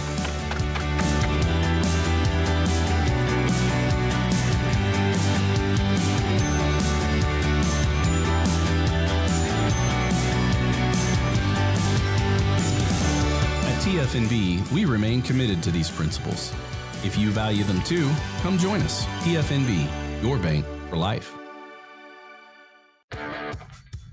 This is 365 Sports. The 3 o'clock hour is sponsored by Waco Custom Marketplace. Meats, sweets, Texas treats, and a cut above the rest. 425 Lake Air Drive, Waco. He played wide receiver at Utah. He's on the golf course, but giving us time here on the show, 365 Sports, with Craig and Paul, David Smoak, and Kenneth Scott, former Utah receiver, joins us on 365 Sports. Kenneth, I hope you're playing well and you're keeping it in the fairway and on the greens and putting well too.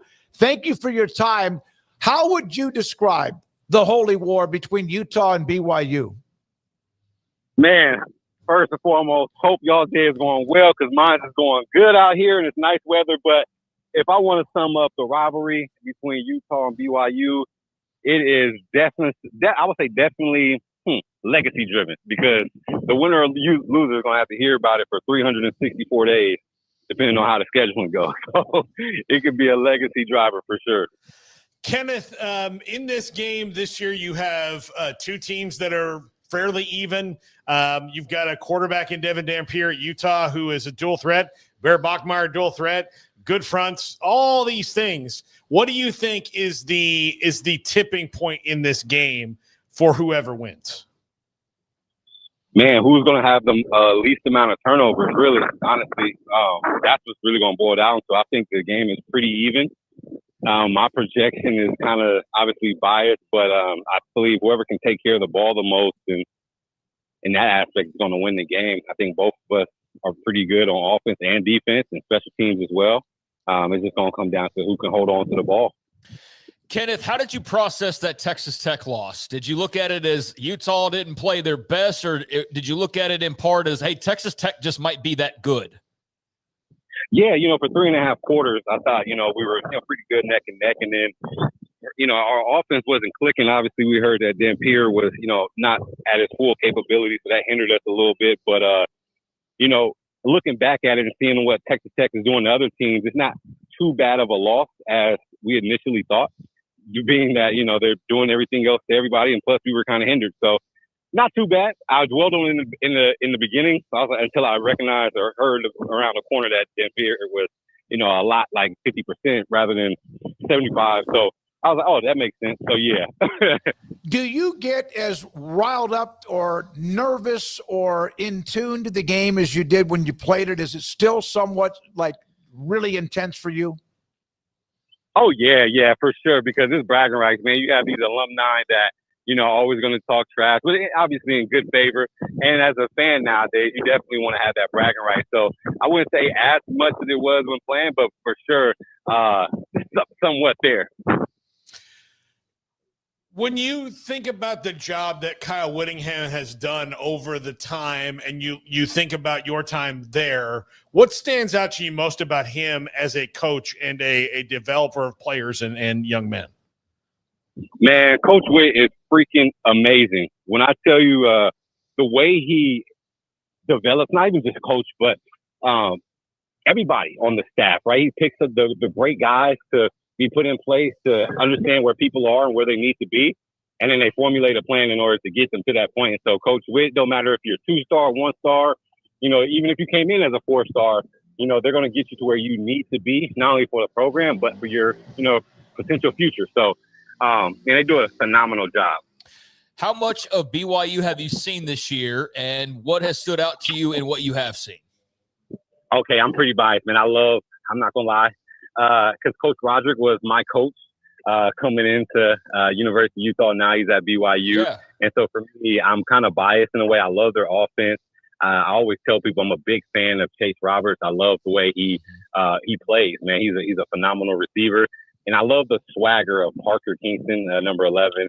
I don't know what it is about him. He got some swag to him. And obviously, Bear, he does his thing. And then the running back, LJ, he does his thing too. So, I love their offense. They do a great job, a phenomenal job. And obviously, Coach Rod's my guy, but they do a great job. We have seen the intensity. We've heard about it, read about it. We've actually all but tasted it, I guess. We had Riley Nelson, a former BYU quarterback, on, and he was a part of 3 straight losses that started a run for Utah against BYU. You, I believe, every time you were with the team at Utah, you won that game. What was it like? And how would you describe, is it hatred or just just cannot stand BYU as a player for Utah? Yeah, I'm blessed to never had been on the receiving end of a loss to them, so I can have a little bit of bragging rights. Yep. But to be honest with you, those games were pretty close, except for the 2011 game where we beat them 54-10 at home. It was just a dominant game, but every other game, man, it was neck and neck right then and there. So I never take those things lightly. Every game to us is going to be like tooth and nail. Because you want to have bragging rights for the whole state. So that's the type of game you're going to play for sure. We're coming into it. Kenneth Scott, former Utah receiver, with us on 365 Sports. So what was your biggest moment playing against BYU? And did you just something you'll always remember?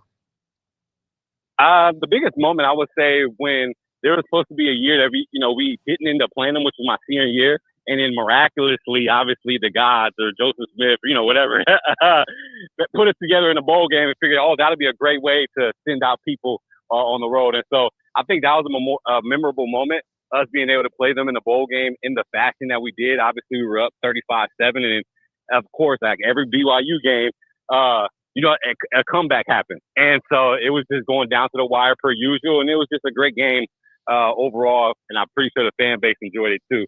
And so I would say that would be the one for sure. So you mentioned how many days? Well, you mentioned winning the game and then having to again enjoy it for 364. We had Riley Nelson on again, former BYU quarterback, and he already knows it's 2,245 days since Utah last beat BYU. What is that? That's holy crap. Yeah. Well, they had a gap there where they didn't play, but man, that's a long time, especially when Utah ran that thing for about a decade.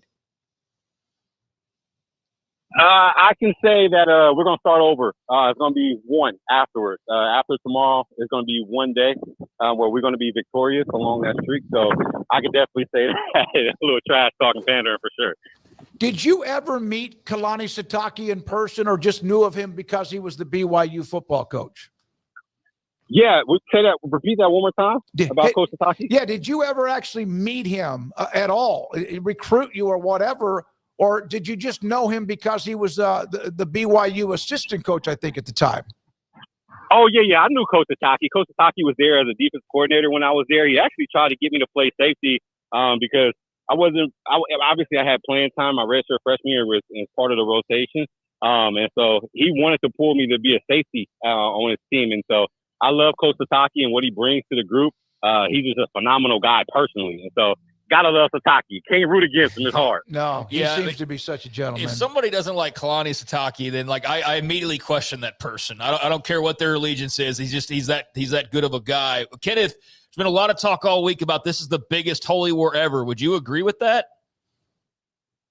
Oh, that's tough, man. That's a tough thing because I can see why they say that because we're both ranked. Mm-hmm. And 6-0, 5-1. I mean, that's tough. It's definitely up there for sure. It's definitely up there. That's tough. I would say it has to be top. Oh, yeah, it's tough. It's up there because there's a lot riding on it for sure. I can feel you wanting to say it's one of yours, which I get. Like, I get that feeling, but like you guys were never in the conference together, right? I mean, so now you're in the conference together. There's conference implications and possible national implications on the game from here on out. Yeah, and that's what's crazy because I would say that this game has a lot riding on it. It probably weighs more than it goes back to the Mountain West days when we're both part of the same conference. I think it has that same weight, but it's a little bit more because we're both ranked and we're halfway through the season, and this means a lot. Every win does. So, yeah, it probably is one of the top ones. Well, and for Utah, because of that loss to Tech, you can't afford another loss. It might knock you out of being able to play for the Big 12 title. If BYU wins, they're one leg up on Utah. And, of course, down the road, they get to play Texas Tech. So let's get to your golf game. Have you played well? How are you shooting? What's your score right now? Yeah, right now, we're on the back end of the 9, and I just hit a bogey. I just hit a bogey on the third toughest hole on the course, and so the first 9 was okay. It was raining a little bit. It wasn't my best, I'll be honest with you. But this back 9 starting off pretty good. If in fact Utah wins, how do you celebrate that tomorrow? Oh, I'm going crazy. I'm talking trash amongst all my BYU fans. I'm talking trash against everybody. I'm like, no, I'm just playing. As far as celebrating, it's 7 o'clock over here, so it'll probably be some time where I get some sushi with the family. So if we win, I'll be able to get some sushi. Thank you, Kenneth. Appreciate it. Enjoy the golf game, buddy. Appreciate your time and enjoy the game tomorrow night. Oh, man. Appreciate you guys. You guys have a good one, man. Take care. Thank you. You too. Kenneth Scott giving us some time while he's playing around a golf, former Utah wide receiver.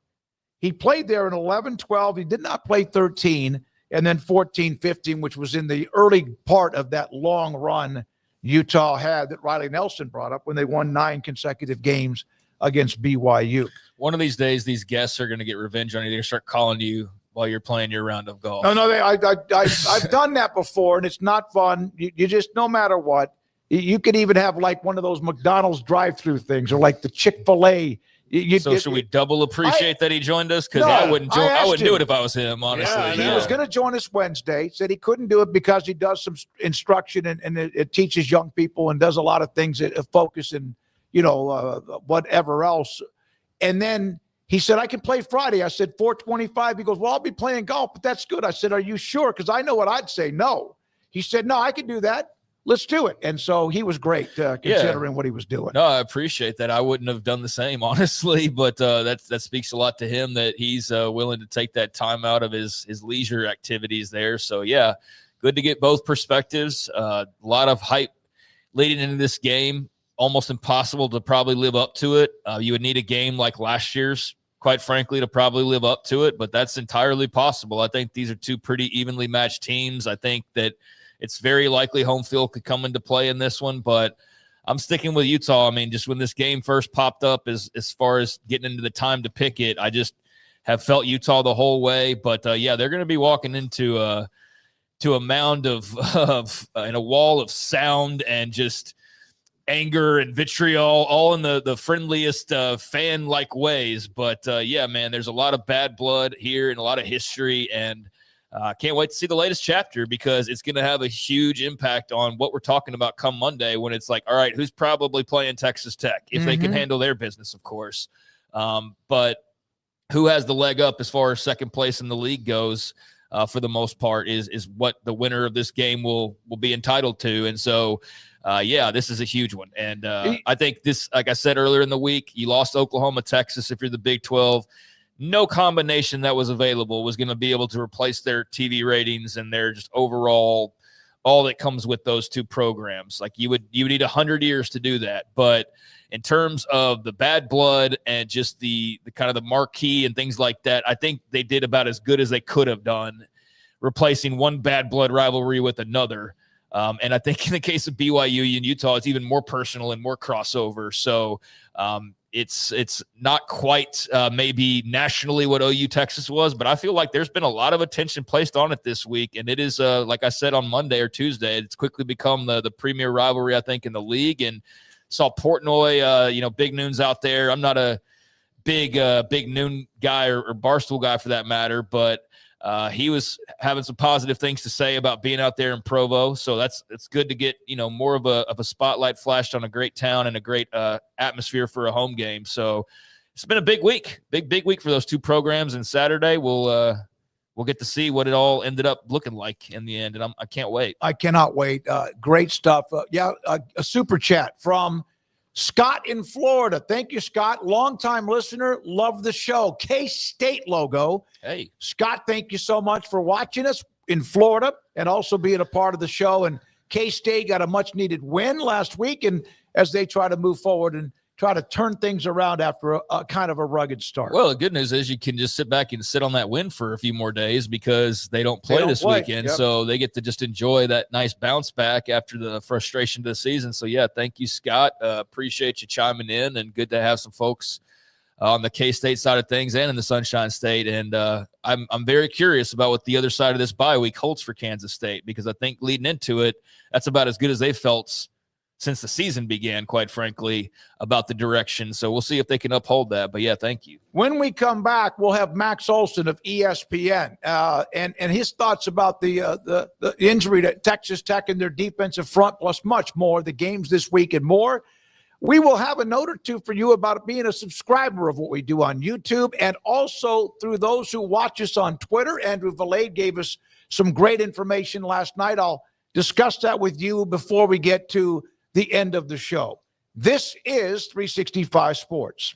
The Baylor Club inside McLean Stadium off I-35 in Waco. No game this weekend, but homecoming is just around the corner. And, of course, they have all sorts of great festivities waiting for you, not only on the weekend of homecoming, but every day. Like tonight, they'll have a great menu for you if you're going to want to go out and have dinner. If you're a member or not, go and check what they have and tell them 365 Sports sent you. And perhaps it's a membership that you would like to enjoy, because it is phenomenal. But not just with the food or the Baylor Club itself, but the amenities and other particular events you can, and golf courses that you get attached to around the country.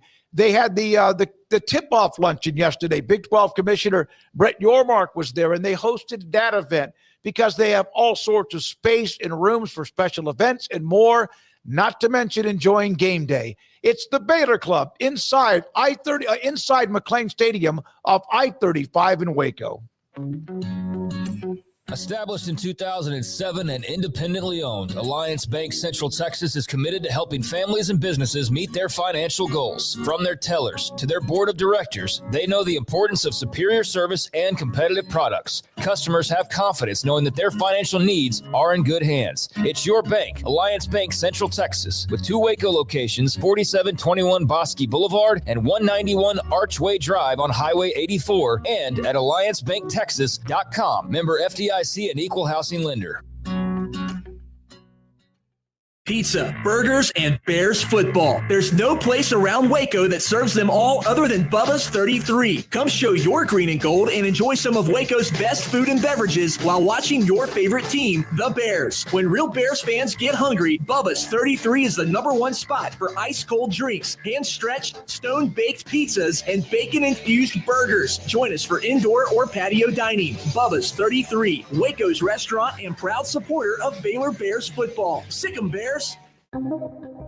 Have you heard of the new IRA? The new IRA Insurance Retirement Advantage is the solution for high-income individuals and business owners who want to grow and protect their wealth without locking up capital or taking unnecessary risks. The new IRA Insurance Retirement Advantage is an option you need to know more about and is only available exclusively from North Star Funding Partners at northstarfundingpartners.com.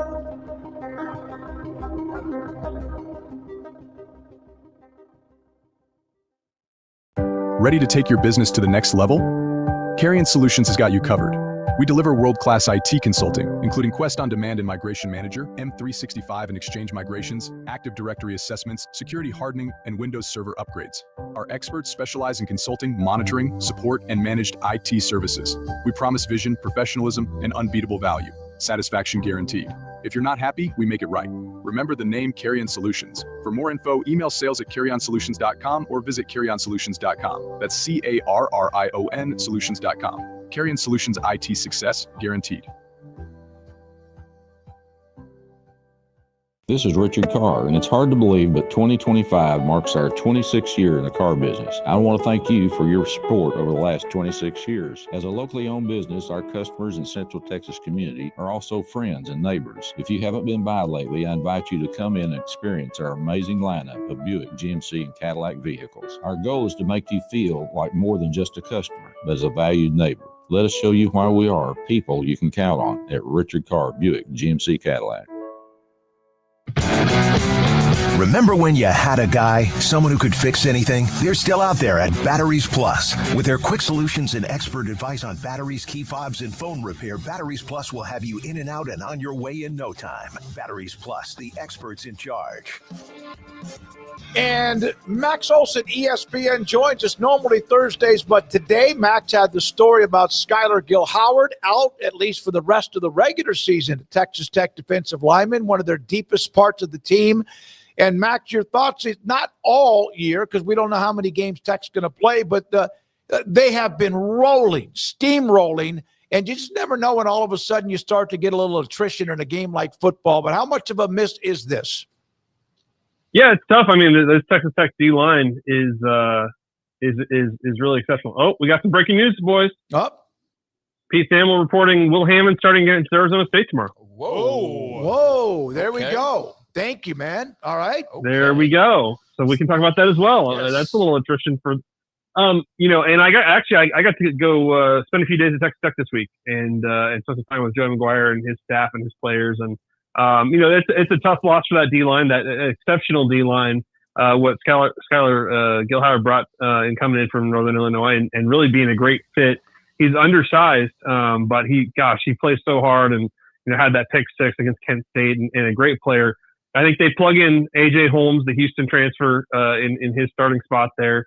And I think they feel pretty good about what he's going to be able to do in filling in there. But, this is going to be the challenge for Texas Tech. You've got all this really great frontline talent. But certainly if this team's going to make a playoff run, then you're talking about, you still got 9 more games? 10 more. I mean, it's a, long way to go here if you want to, hoist some trophies. So, I think that's part of the fact that I think that's a factor on the QB situation too. I think you got this game, Oklahoma State next.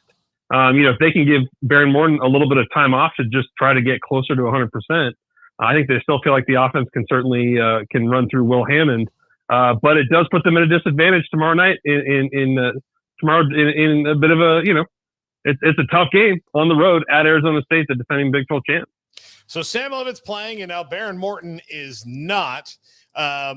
What do you think is going to be? Do you think they let Will Hammond have the whole playbook? I mean, he's played enough this year, or do you think they might be a little more limited over there? Yeah, I think I think for Baron Morton, the situation is he injured his leg against Arkansas Pine Bluff early in the season, and he's been trying to work back from that for 5-6 weeks. He's been playing, but I think that was a little bit of a step back against Kansas, really kind of aggravating that same injury. And so, I know he was limited in practice this week. And they're just trying to get him 100% because he's the leader of this team. I think for Will Hammond, they don't really limit the playbook. If anything, they just add the QB run game element to it. Yeah. And, I think that's something that Mac Leftwich had at Texas State and last year from the cloud and in places he's been. And so I think that helps. You saw against Kansas when Will Hammond wasn't super accurate. I think that extra element to the offense really helped. And so, this is going to be a really big test for a redshirt freshman. He played really well against Utah when he got thrown in there. He didn't play he played fine against Kansas. Obviously, they were able to run all over KU with Cam Dickey. So this is going to be a really interesting test just to kind of see where is Will Hammond and his ability to, be consistent in how he leads this offense.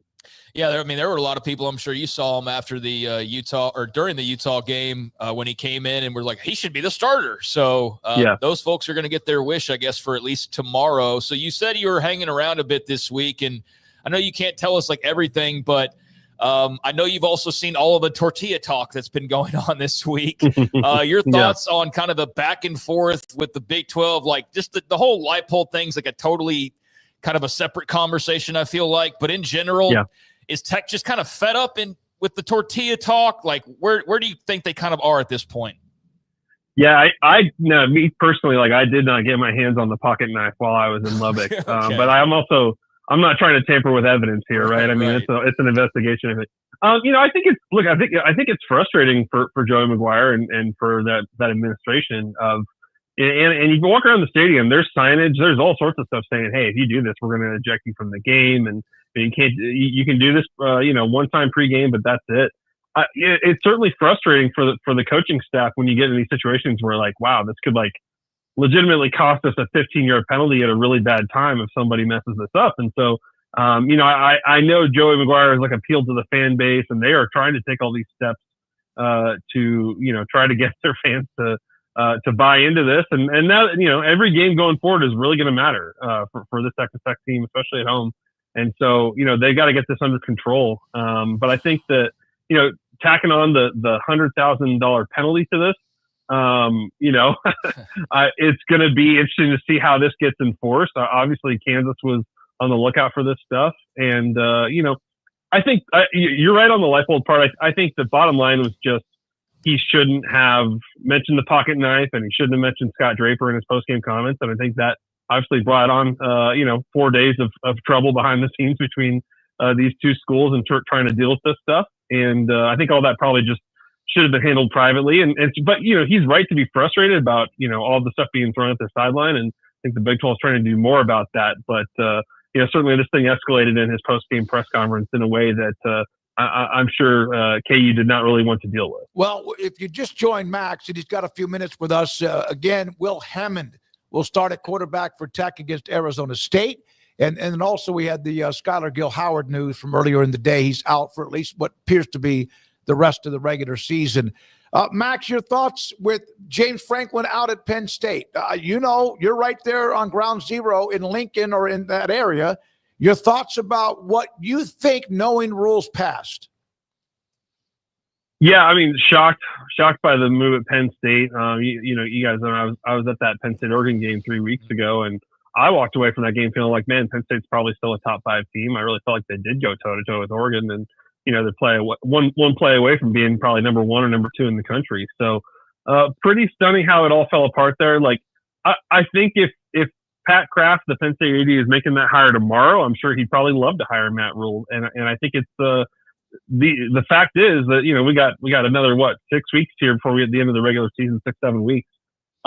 Interested to see kind of where that journey goes for Penn State. And I think that the Kurt Signetti move yesterday, I think is pretty meaningful in all of this. I think that the fact that Scott Dolson in Indiana was able to lock up his coach, keep him out of this stuff. Obviously, they paid him a boatload of money to keep him out of this silly season. But, I think that does put a little bit more pressure on guys like Matt Rule and Lane Kiffin, whose names are out there for these jobs. Of like, all right, if you say you're staying, that's great. If you say that in the press conference, you say there's something to worry about. Why don't we put pen to paper here and we're going to give you everything you want. So are you willing to take that, or are you going to kind of keep, using the leverage here? I'm interested to see kind of how these things play over the next few weeks and whether these coaches can be locked down. Because, as many people have said, guys, I think this is going to be just a completely ridiculous coaching carousel cycle. And, if you've got a coach who's in demand, I would think that you're meeting with him and his agent right now and trying to get them locked down.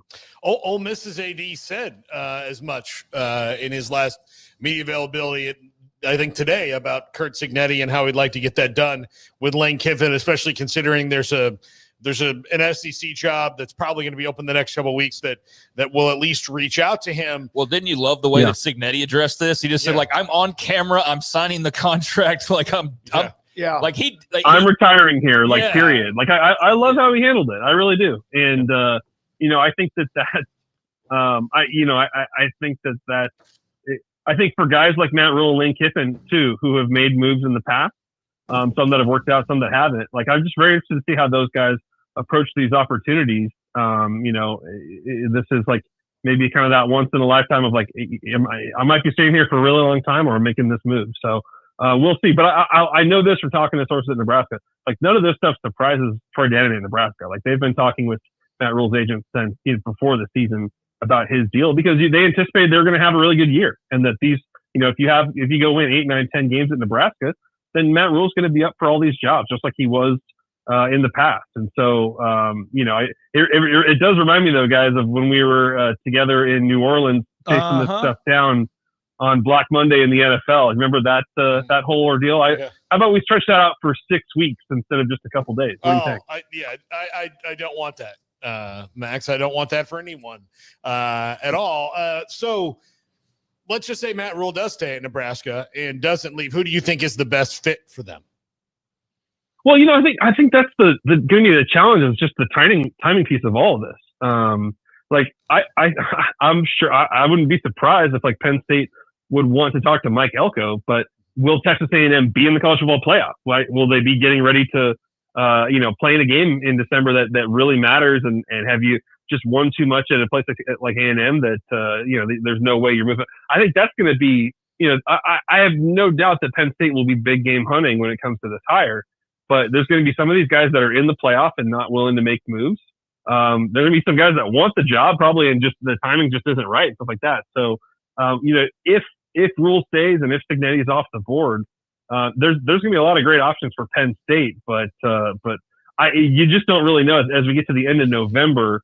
Are you looking at maybe like, now you're looking like a Manny Diaz, because there's just like some folks out here that maybe you'd love to talk to, but it just doesn't line up right. Hey, man, enjoy the weekend. I'm about to send you a picture of something I have on the set today. I thought you'd get a kick out of it. Thank you, Max, for joining us, and have a great weekend, buddy. Thank you. Hey, thank you, guys. All right, Max Olson, ESPN. I wanted to say just real quick before we go over to Mickey and get to talk to Max. It's funny. It's like we're halfway through the season and the games are taking a back seat to the, like what I mean? Like the coaching carousel, the constant off the field stuff, but especially that coaching carousel. I mean, that's always so interesting. But yeah, now the playoff race is starting to overtake just even the week to week. I feel like it's been doing that in some cases for some outlets for like since the season started, which I don't know if that's great long term, but the interest is definitely there for all these things. And I think that you see that in the numbers and the ratings and whatnot. So anyways, on that topic, you asked him that question. How would you feel as a Nebraska fan? And I hope that Rule stays. And I'm inclined to believe that as of right now he does, although I'm 50-50 on that. At best, I'm like 51-49. But how would you feel about Matt Campbell, Nebraska head coach? I would. I'd like it. First of all, he's out recruited them at Iowa State. The players that are pretty good, not very many that come out of the state of Nebraska. He's got a bunch locked in. I don't like how much he chews on the refs sometimes. Yeah. Like, I wish he'd dial that down just a little bit, but I think that'd be like a no-brainer. Like, all right, well, Matt Campbell, come on down, kind of a thing. It's a culture win. I mean, like, that's the thing is Matt Rule's a culture guy. Matt Campbell's a culture guy. You can pretty much, you don't have to change a whole lot systematically, or at least talent-wise. When was the talent fits the system? Yeah. So, it's not a big swing. It's not like you're going, from the air raid to the triple option. Yeah, exactly. Like what they did to Bill Callahan. Exactly. Right. Yeah, absolutely. Yeah. So all of that, like what Bill Callahan did to himself, you mean? But yeah, so it's imperative that they get it right. But I think that Matt Campbell I would hardly even call a second guy if Matt Campbell even picked up the phone. I'd be interested to see who all they'd talk to, but he just seems like he'd be a no-brainer. Now, of course, you got to get to that point right now. Matt Rule, and right now and maybe forever, Matt Rule's the head coach. But I wanted to throw that in there because I was curious and hadn't asked you about Matt Campbell. I want to, we do our show, and then everybody, the guys, Garrett and Andrew and Brandon Paulson. We put up the reels or segments. And then sometimes I'll just randomly, no matter when, I'll just go back and see what kind of comments we had on certain segments. And it was 50-50 on whether Rule, they wanted to keep him or not. But I have a feeling more so that he's staying, and it's not because I've contacted him or he has contacted me. I just do, but I would not bet anything on it because of the history there. Max was watching and listening to our interview with him in New Orleans when they played Georgia that week, when it was all about the speculation with the Carolina Panthers. He was standing right there. Yeah, that was yes. Yeah, he was like right. He came and we told him he was what? Yeah. Over. Yeah, that was a fun week. Not the whole thing. I mean, it was fun for as much fun as it could be when you weren't spending 95% of the bowl prep talk and hey, like the Sugar Bowl's coming up. They're playing Georgia. That's what the talk should have been. Instead, it was 95. That might be lowballing it. 99% Matt Rule to the Giants or the Jets or whatever the hell job that was open at the time. It changed at the last second. It was deja vu of Art Briles of the Fiesta Bowl. Mm-hmm. Yeah, except for but the coach actually sat down directly with us and answered questions. Yeah, that was like Tylenol for the headache a little bit. Like whatever was going on wasn't going to stop, but at least it was good. Other than like we got.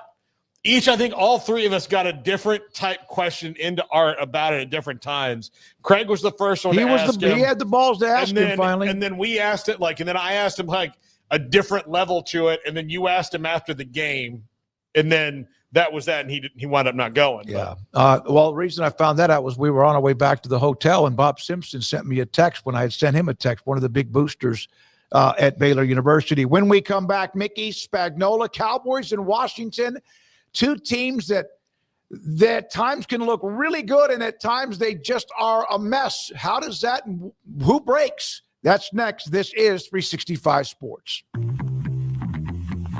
Automatic Chef is your local vending, office coffee, and micro market provider, delivering outstanding service to break rooms all over Central Texas for over 50 years. Automatic Chef brings the best products to your location at the best prices. With hundreds of choices in fresh food, coffee, snacks, and drinks, let Automatic Chef tailor a break room solution to your needs. Make break time great again with Automatic Chef. Automatic Chef Canteen, 6900 Imperial Drive in Waco, or online at automaticchef.com.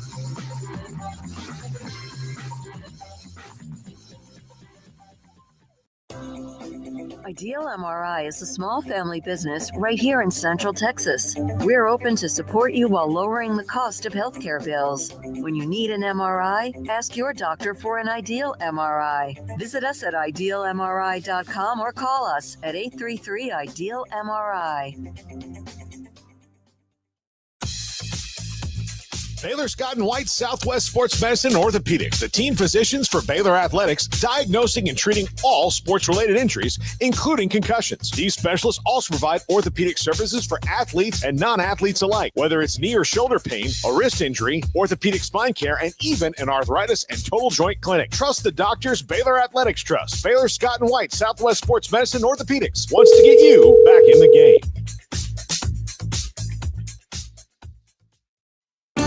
There are 26 letters in the alphabet, over 600,000 words in the dictionary, and just 3 of them said together can change everything. Let's order pizza. Those 3 words lead to dough made from scratch and 3 fresh signature cheeses that blanket golden crust in a heavenly melt on Marco's Pizza that'll blow your mind. So visit marcos.com to order and stop by Marco's Pizza in Belmead, China Spring, Woodway, and in Robinson. Marco's. Pizza lovers get it. With so many companies and policies out there, it gets so confusing shopping for insurance, and I never know if I'm getting the policy that's right for me. Luckily, I met the team at the Niche Group Insurance Agency. With the Niche Group, you can go to one company and get access to coverage options from many insurance carriers, and you get to speak to a real person about your specific coverage needs. With the Niche Group, I know I'm getting the right coverage at the right price. If you need insurance, talk to the experts at the Niche Group at 1-800-258-8302. No car payments for 90 days when you bring your auto loan home to Genco. Get 4.79% for 48 months and make no payments until 2026. Plus, get entered to win 3 months of no car payments. Bring your auto loan home to Genco. Lower your interest rate, save money, and no payments until 2026.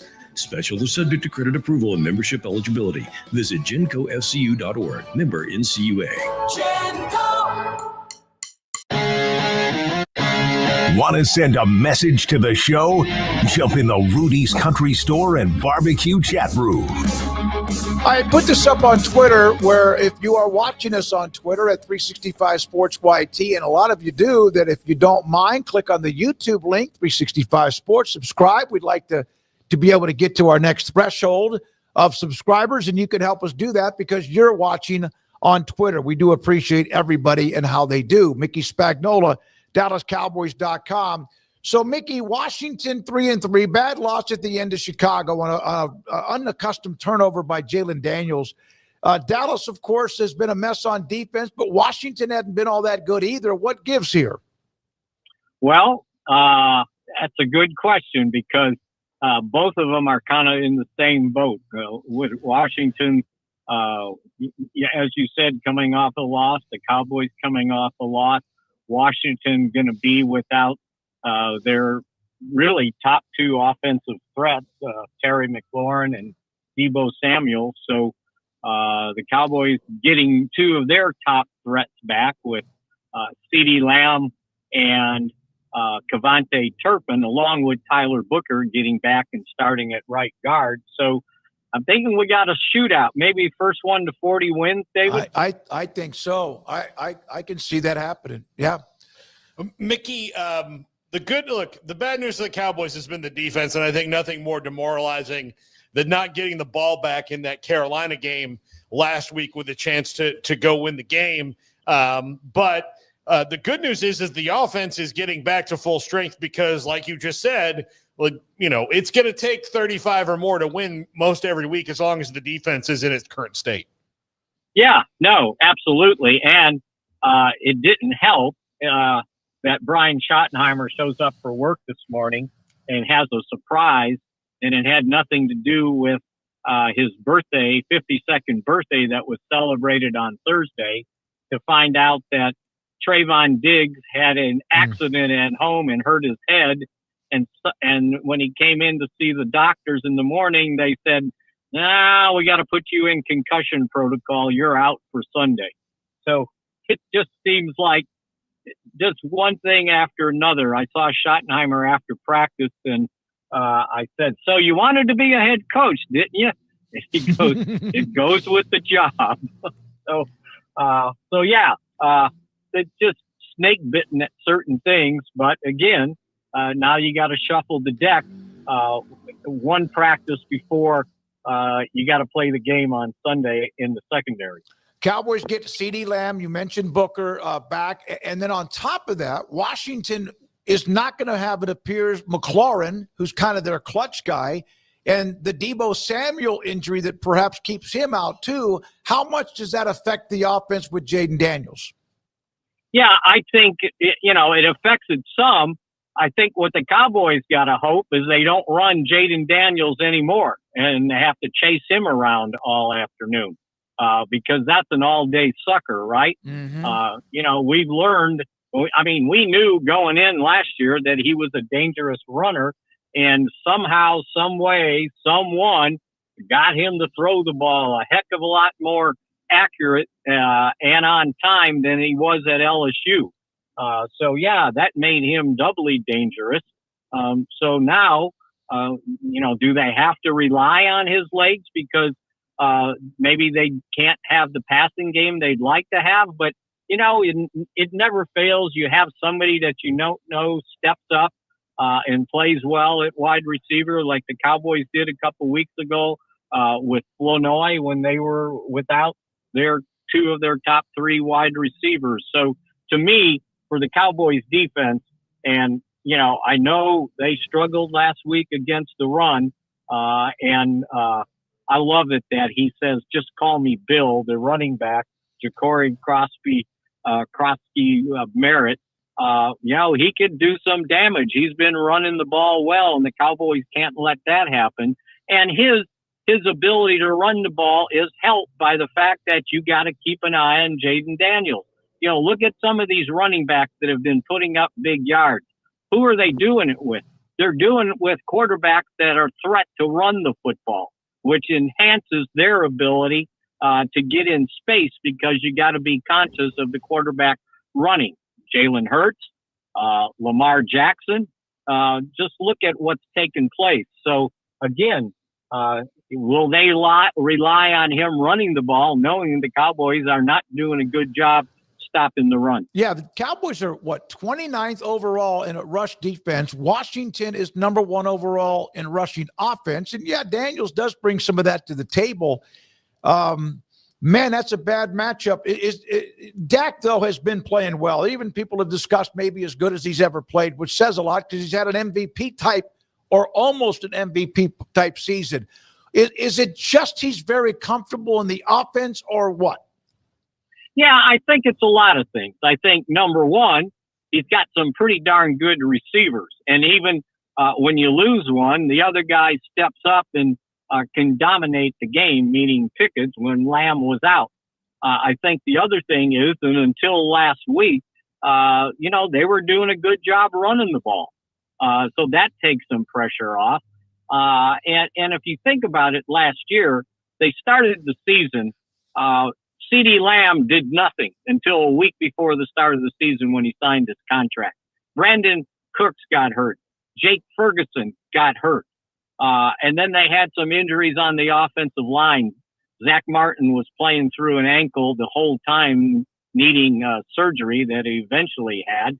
Guyton was a rookie at left guard. So yeah, they the supporting cast wasn't great. And then he gets hurt, halfway through his 8th start, and then misses the 9 games. And I think people, when they looked at the Cowboys' record last year and then were projecting this year, it's like, well, they're not going to be very good. The quarterback hasn't played well. The defense isn't that good. But again, they were playing without Prescott last year. So I think he's showing you what he can do with the weapons he has. And who knows, maybe he can play till 40, right? Yeah, no, I mean, last night we had a couple of guys doing it, plus 40 with Flacco and Aaron Rodgers. And if Dak just has to avoid those kind of sometimes freakish injuries that unfortunately he's had to deal with. Mickey, I have especially people I know from out of state, or people ask me all the time, like, oh, well, I mean, the Cowboys were saying, like, the Cowboys just got to get rid of Dak. And I'm like, he is, look, you can point to several playoff games where he had abysmal games. Like, it wasn't great, and that's fine. But you can do that with a lot of different players. My point to them is the players way worse than Dak Prescott at quarterback have won Super Bowls in certain years. So the problem isn't Dak Prescott. It's just getting all the right things around him. And the Cowboys, for a multitude of reasons, just haven't been able to do that. And I'm glad he's having such a good year so that maybe that narrative can die, because I don't think people look at it through the 56 Super Bowls that have been played. Not every single one of them has been won by Terry Bradshaw or Tom Brady, right? Well, let's also remember this. You mentioned he had horrible playoff games. There was a couple playoff games he needed to score 35 points to be able to win. Exactly. Right? Yeah. And so he scored 28 and 32. I did a little study on some of the top quarterbacks, going back, Peyton Manning, Tom Brady, you name the top quarterbacks. And I looked at their records in the playoffs when they needed to score more than 30 points to win. They had losing records. Most of them, all but Brady. So, yeah, that's asking a lot of your quarterback to get in the playoffs and needing to score that many points. So, he's playing well. They've got a good, as Bill Parcells said, the quarterback's not out there playing singles. You need something around him. And I joked with him today when I told you that earlier. I said, so, think you can play to 40? And he saw the game last night. But his point was, and we were just, shooting the bull, that when you have that much experience, they probably didn't even need to tell him what the plays were. He probably knew them and just giving me the first couple words, and he would know what the play was going to be. So yeah, I think those guys showed you what experience really means. Get that damn 1947 wall phone off there. Sound like a home phone, didn't it? Hey, man, thank you for your time. I love when I've heard Schottenheimer clips and whatever. I really like listening to him. It's just because you like the guy. I do like kind of how he's approached this first year. I know last week was incredibly disappointing because of the way that things went down. Javonte Williams has had a good year. Was last weekend an exception, or is that a trend that's about to start? Yeah, I thought it wasn't him. It was the offensive line, but more so what the Panthers decided was going to be a priority. It was almost like the way they played it up front. It was, by God, you're not running the football on us, and we'll take our chances with you throwing it. Well, Dak threw the ball well, except for one possession when they went 3 and out when they got the ball back at the 46-yard line. But if you go back and look at it, they were double teaming both defensive tackles, taking their chances on blocking the Cowboys defensive ends, who have not done a good job of supporting the run all season long, and they just bottled up the offensive line. There was nowhere to go. They were run blitzing. They were playing 8 guys in the box, and so you had to adjust. So Dak throws for 260 some yards and 3 touchdowns. They basically came up, and here's where the game was decided. They had to kick 2 field goals from inside the 10-yard line. You got the number 1 offense in the league. That can't happen. They left 8 points on the field on those 2 possessions. Yep, they did. Thank you. Mickey, thank you very much. Enjoy the weekend. Game at home on a Sunday. Commanders and also Cowboys, even though not quite the same, still can get pretty intense with the rivalry. Have a great weekend, Mickey. It's a lot, Smoak. You guys take care. Thank you. It's Mickey Spagnola. Friend of ours, David Dobbs. All of us know David. He's an attorney in Tyler. Took a picture. He gets on some of the charter flights. He's very much locked in with the Cowboys and spends a lot of money going on the road with them. He sent a picture of he and Jerry outside of what looked like the charter flight. And he said it was right before we took the picture, right before I told him he needs to retire as the general manager. And David's, he and I went back and forth on he thinks it's going to be 50-50. Like the game's going to end in overtime. In that 10-minute overtime, it'll remain tied at 50. Well, it's nice to have at least, I don't know. I don't know how Cowboys fans feel about it, but from the Commander standpoint, they actually have a relevant team to talk about. They don't get talked about no matter what, like the Cowboys do. So I think the Cowboys-Commanders rivalry is like well in the rear view compared to what it was, but there's people of certain age groups that still appreciate it as one of the better rivalries out there, and it's ought to be an interesting game. I mean, Washington's definitely beatable, but Dallas, I know, isn't in the greatest of shape right now either. But important game, that's for damn sure for both of these teams. One note about Kalani Sitake, who we brought up with that the Utah BYU game, theathletic.com, great story. There's no leader in college football like BYU's Kalani Sitake. He is one of a kind, and I think we all pretty much agree with that. When we come back, Paul Catalina with his top 5, we'll have the wheel spin, we'll have quizzes, and the poll results for today. And if you don't mind, if you have not subscribed to 365 Sports, we would appreciate you doing that before you say goodbye to us today or at any time. Thank you for your time, and back in one moment.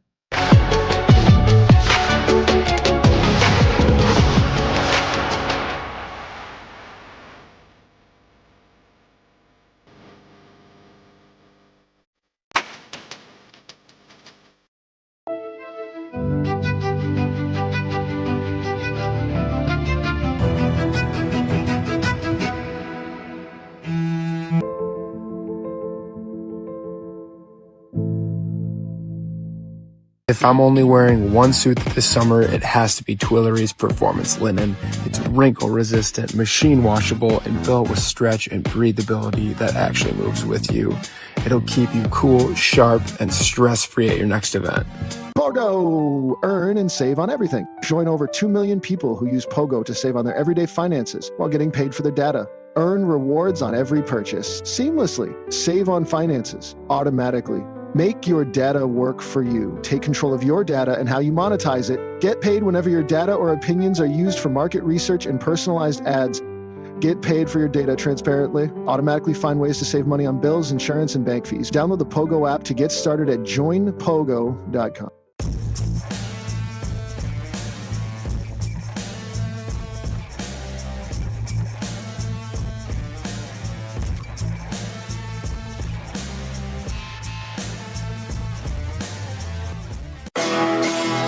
This is Paul Catalina's Top 5. Welcome to the Top 5. I'm Paul Catalina. Our sponsor is Flag and Anthem. Go to flagandanthem.com and use our promo code 365sports for a discount at checkout. Today, the top 5 landing spots for James Franklin. 4 of these jobs are currently open. One of them is currently not, but it will likely soon be. So let's get started. Number 5, Stanford. I think the 2 best coaches for Stanford are James Franklin and Dave Aranda. I don't think they could do any better. I think James Franklin would be a great hire for Stanford. He is certainly could get them to the level of repeatedly being a winning team over and over again. Plus, they have new resources in Andrew Luck. I would not be surprised if he gets a call for that job. He is a fit. Number 4, Virginia Tech. Hokey, hokey, hokey high. Doesn't have to move very far from State College to get there. And another team that is just looking for consistency.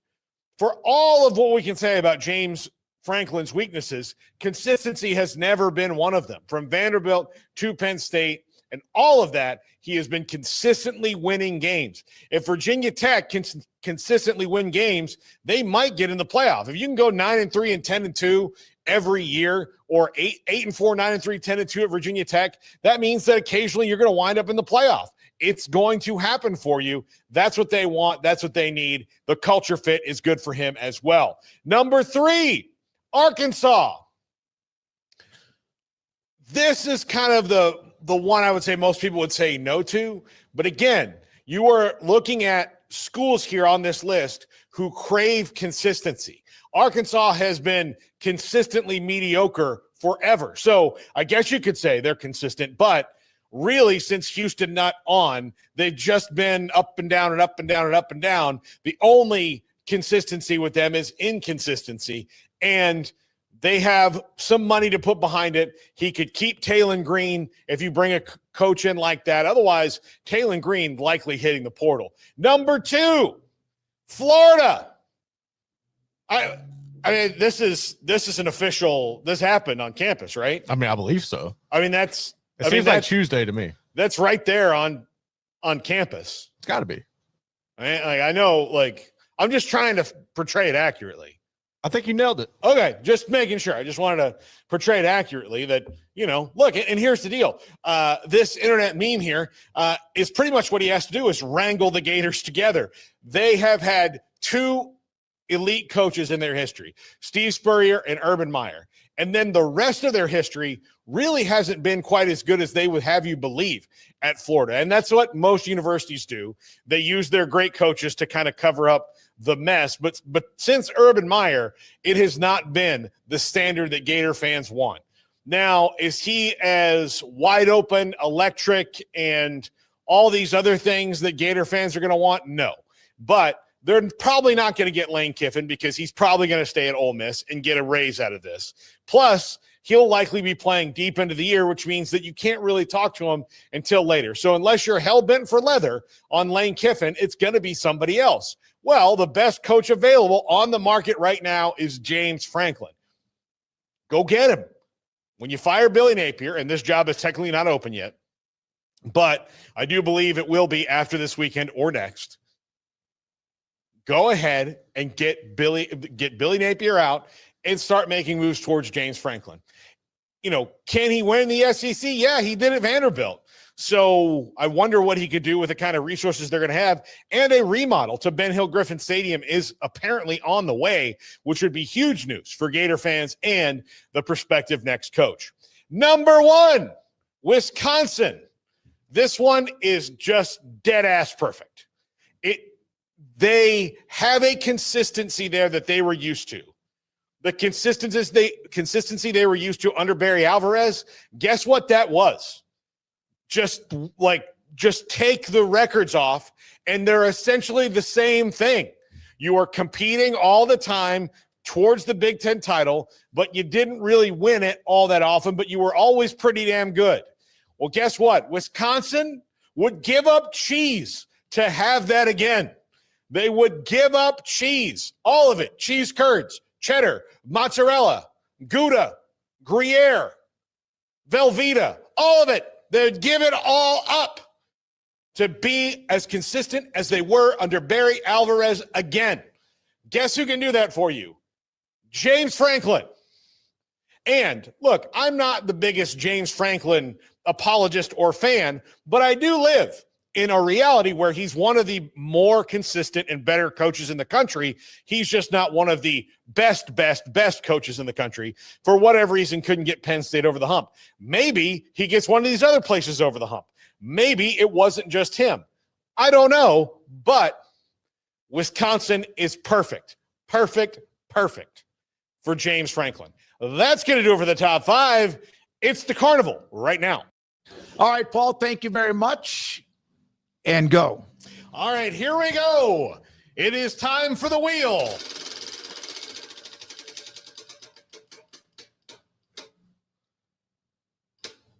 Least favorite Big 12 stadium.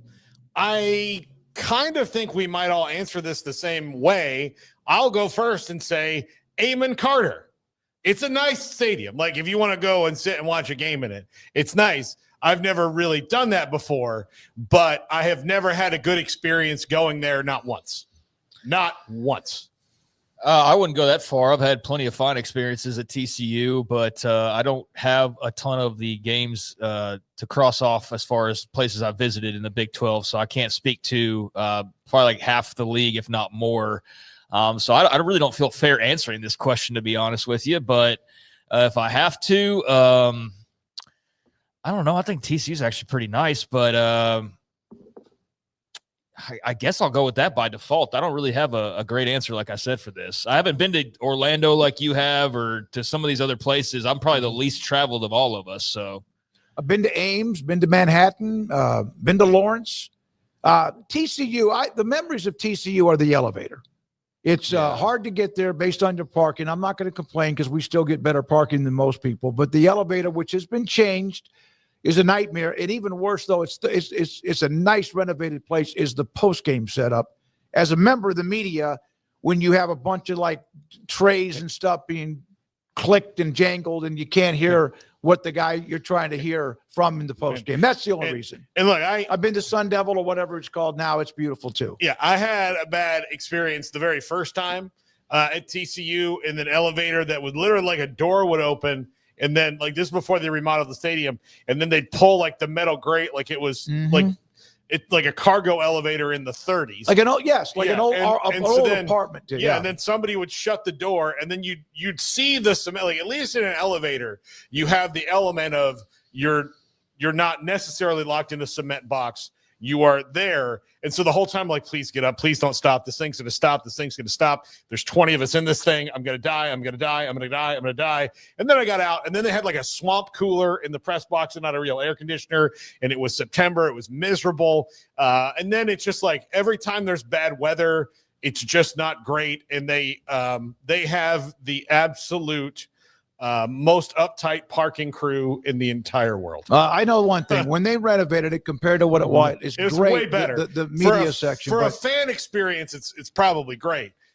For me, if you want to know what my least favorite one is, I've never had a good trip to Amon Carter Stadium. Okay. All right. I would only say because of what I said as a media member with the post game. So as far as all the other ones, they've been nice. Ames, Kansas, Lawrence, Manhattan, they've all been nice. And it's literally in my favorite city in the Big 12 in Fort Worth, which I love Fort Worth. But All right. Can't love everything. Quizzes. Yeah. The must third down jump is a Utah tradition aimed at disrupting the opposing team on third down. In what year did this tradition begin? I have no idea on the year. I'm not good at year stuff, but I'll say 97. I don't have any clue. There's a body that's a dancer, looks like Elvis, but I don't know why it would be 77. I think he's disco dancing. Okay. I think he's actually It's a human being, though, and that's a jump. I don't know. I'll say 97 because I like the floppy disk emoji. All right, you guys go with 97. I was going to say the earlier date because that's obviously a very young tradition and just less than 30 years old. What do we have, Andrew? Oh, wow. 2007. Okay. Wow. It began after Utah's 44-6 upset of UCLA in 2007, where their jumps and yells on third downs caused multiple false starts. It's now a hallmark of Rice-Eccles Stadium, contributing one of the loudest atmospheres in college football. And notes MUST stands for Mighty Utah Student Section, Utah's official student fan section. The traditions in college football are they're unmatched, in my opinion. Only 19% out of 53 got it right. Yeah. So, okay, what's the next one? How many laces does a standard football have? I closed my eyes without looking at the numbers. I would have been wrong. How many do you think it has? I am going to say 8. I think it's 8. I mean, 2 out of 3. I thought 9 initially, but we can go with 8. Well, you can argue for it. 8. Thank you very much. Yeah. Standard American football is 8 laces. You can kind of know by how many fingers it takes for you to grab it. Well, while most quarterbacks rely on them, some NFL quarterbacks, Vince Evans played with Chicago, Cardell Jones, Ohio State, and college quarterbacks like John Mateer and Cade McNamara have developed grips and techniques that don't depend on the laces at all. That would be interesting. I think it was another, that would be interesting. I mean, it's not really that crazy. It's just they just don't grip the laces. They got big enough hands that you can squeeze it. Like if you don't have big hands, then it's an issue where how would you possibly hold on to it? But when you got hands the size of some of these guys, it's just it's probably not that big of a deal. I'd imagine in wet weather it can be a very big deal, though. I wonder if you have to change that up if you're those guys with certain conditions, because I would think that could come into play. The ball getting a little bit too slippery, but if it's just normal dry, I don't see there's really that big of a deal. Who was the quarterback? Was it Romo that they thought could not throw a wet football? Who was that? There was somebody that he couldn't catch a slick one on the snap. Yeah, that's true. Yeah. By the way, Barry Crawford got 2007 right on the other one.